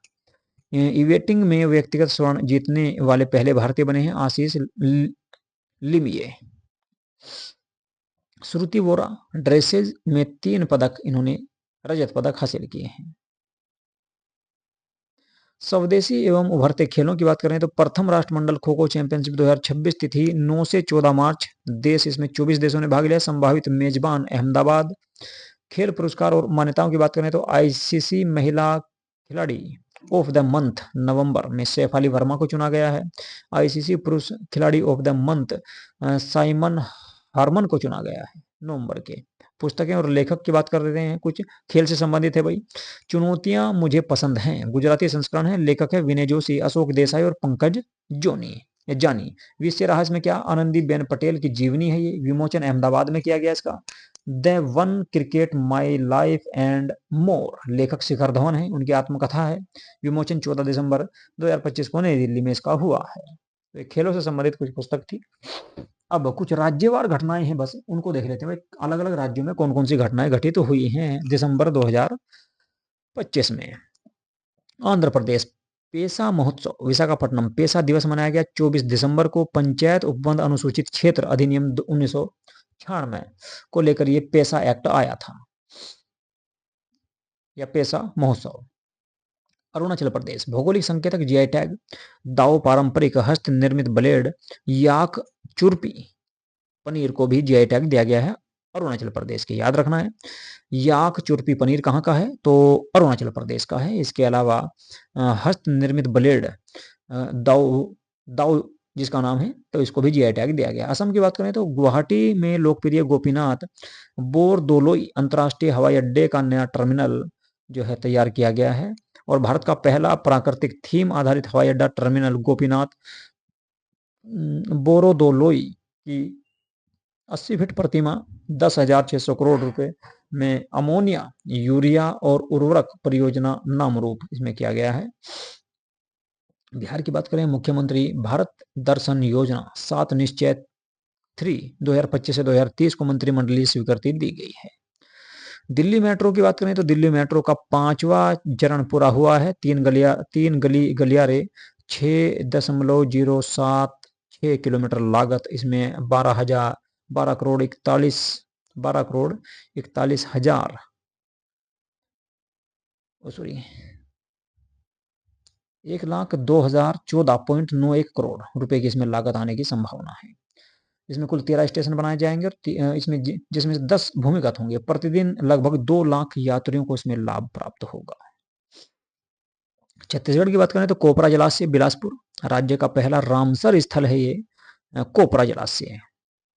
गेल छत्तीसगढ़ समझौता ज्ञापन गैस आधारित उर्वरक संयंत्र है। गोवा की बात करें तो गोवा मुक्ति दिवस 64वीं वर्षगांठ ऑपरेशन विजय 1961 में हुआ था और भारत का पहला त्रिसेवा सैन्य अभ्यास था ये। गुजरात की बात करें तो स्मार्ट ब्लू हार्बर पहल FAO सहयोग छत आधारित सौर ऊर्जा 1,879 मेगावाट। प्रधानमंत्री सूर्य घर लक्ष्य से 50% सरकारी अनुदान 3,778 करोड़ रुपए इसमें दिया जाएगा। भारत का नवीनतम बाघ राज्य भी इसको ही घोषित किया गया है। हरियाणा की बात करें तो लाडो लक्ष्मी योजना 6,300 त्रैमासिक सहायता इसमें दी जाती है, यानी कि 3 महीने के अंतराल में 6,300 रुपए दिए जाते हैं लाडो लक्ष्मी योजना के अंतर्गत। हाँसी हरियाणा का 23वां जिला बना है। इससे पहले 22 जिले थे। श्री गुरु तेग बहादुर जी के 150वें शहादत वर्ष पर प्रस्ताव रखा गया इसका हाँसी जिले का। झारखंड की बात करें तो भारत का पहला गिग श्रमिक सामाजिक सुरक्षा कानून भारतीय प्रौद्योगिकी संस्थान धनबाद में। और आभासी वास्तविकता खनन अनुकरण प्रणाली महत्वपूर्ण खनिज उत्कृष्ट केंद्र इसको घोषित किया गया है। केरल की बात करें तो भारत का पहला जेड डाकघर CMS कॉलेज कोट्टायम में बनाया गया है। मध्य प्रदेश की बात करें 3 वर्षीय चल बजट प्रणाली भारत में प्रथम। राष्ट्रीय राजमार्ग 45 पर भारत की पहली वन्यजीव सुरक्षित सड़क सार्वजनिक निजी भागीदारी मॉडल पर चिकित्सा महाविद्यालय की स्थापना की गई मध्य प्रदेश में।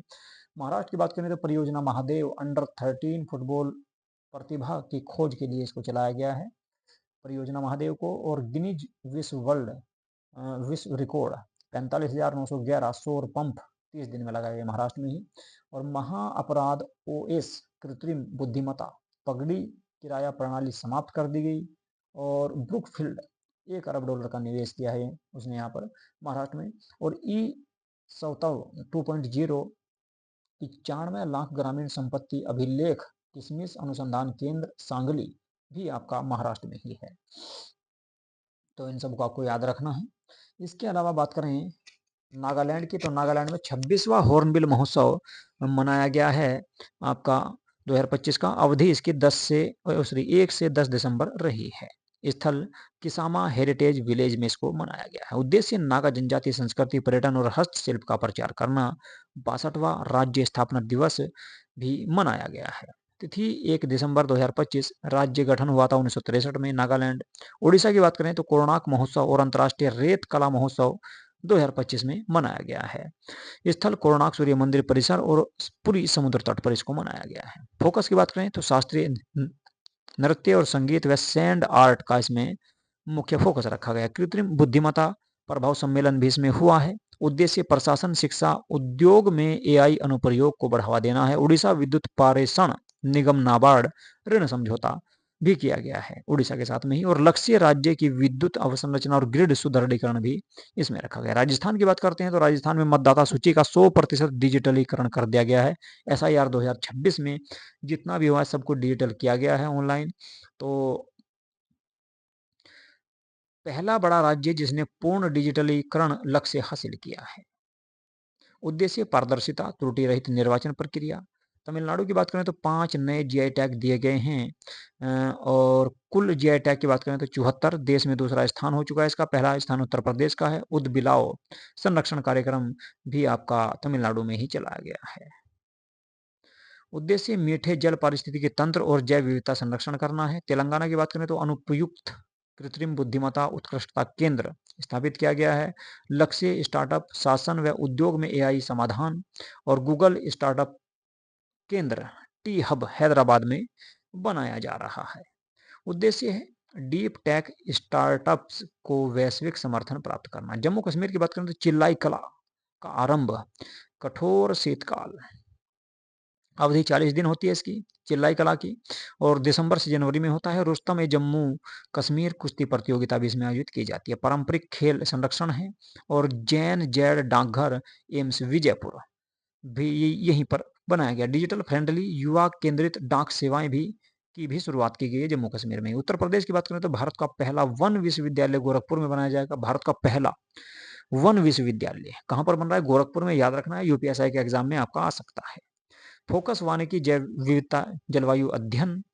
वित्त वर्ष 2025-26 अनुपूरक बजट पेश किया गया है। राशि रखी गई कितनी? 24,496.97 करोड़ उत्तर प्रदेश सरकार के द्वारा। राष्ट्र प्रेरणा स्थल लखनऊ घोषित किया गया है। और उद्देश्य है राष्ट्रीय नायकों व प्रेरक मूल्यों का संवर्धन करना। साइबर कमांडो टीम ऑनलाइन धोखाधड़ी, डेटा चोरी, डिजिटल ब्लैकमेल पर सख्ती के लिए बनाई गई है, यूपी में है। ट्रैफिक अवेयरनेस 2025 में 4 लाख कम चालान, रोड सेफ्टी सुधार किया गया है। नई सरसों किस्म गोवर्धन KMR L175 उच्च तेल मात्रा कीट प्रतिरोधी, ये योजना भी आपके उत्तर प्रदेश में चलाई गई। और नाबार्ड अनुदान 6,431 करोड़ रुपए दिए हैं अर्जुन सहायक सरयू नहर और मध्य गंगा परियोजना के लिए नाबार्ड बैंक के द्वारा उत्तर प्रदेश को। पश्चिम बंगाल की बात कर लेते हैं। 3,200 करोड़ की राष्ट्रीय राजमार्ग परियोजनाओं को मंजूरी दी गई। लक्ष्य कनेक्टिविटी और लॉजिस्टिक व आर्थिक विकास को बढ़ावा देना है, गतिविधियों को बढ़ावा देना है। ठीक है भाई, तो ये थी कुछ आपकी भाई दिसंबर की करंट अफेयर। तो कंप्लीट मैंने आपको दिसंबर पूरा करा दिया है। दिसंबर जो है पूरा कंप्लीट आपका हो गया है। तो दिसंबर की जो करंट अफेयर थी वे सारी मैंने आपको करा दी है। इसमें प्रमुख राज्य भी आए हैं, खेल भी करा दिए मैंने आपको, पुरस्कार कराए हैं दिसंबर में जितने भी मिले हैं, राष्ट्रीय अंतर्राष्ट्रीय घटनाएं करा दी हैं। तो कुल मिलाकर सारा मैंने आपको इसमें करंट अफेयर करा दिया और लगभग आपकी 1.5 घंटे की क्लास हो चुकी है भाई। तो दिसंबर कंप्लीट हो चुका है। इसके अलावा और जो है आपका नवंबर की इसमें यानी कि पिछले नवंबर से लेकर नवंबर 2024 से नवंबर 2025 तक की करंट अफेयर मैंने आपकी ऑलरेडी डाल रखी है। दिसंबर वाली मैंने आपकी आज ये डाल दी है, तो दिसंबर तक की आपकी करंट अफेयर इसमें पूरी हो गई है। ठीक है भाई, तो आज की क्लास को अब हम करेंगे यहीं पे समाप्त। यदि आप लोगों ने हमारे यूट्यूब चैनल को सब्सक्राइब नहीं किया है तो प्लीज़ हमारे यूट्यूब चैनल को सब्सक्राइब अवश्य कर लें। वीडियो को लाइक और शेयर जरूर कर दिया करो भाई। चलिए जी, क्योंकि इस चैनल पर आपको जो है कंप्लीट जीके मैं आपको इसमें करा रहा हूँ, कराऊंगा आगे भी।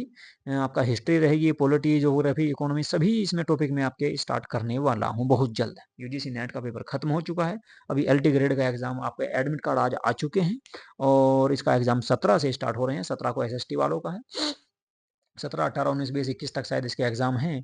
तो आपके एग्जाम दो, इसको एक बार इस करंट अफेयर को देख लेना। हो सकता है यहाँ से 2-3 क्वेश्चन आपको देखने को वहाँ पर मिल जाए या 1-2 क्वेश्चन आपको एग्जाम में देखने को मिले, बल्कि एसआई के एग्जाम में आपको यहाँ से जरूर क्वेश्चन देखने को मिलेंगे दिसंबर वाले से। लेकिन इसमें भी आपके एलटी ग्रेड में भी यहाँ से क्वेश्चन 1-2 क्वेश्चन आ सकता है, तो इसीलिए मैंने आपको इसको भी कराया है। चलिए, नमस्कार।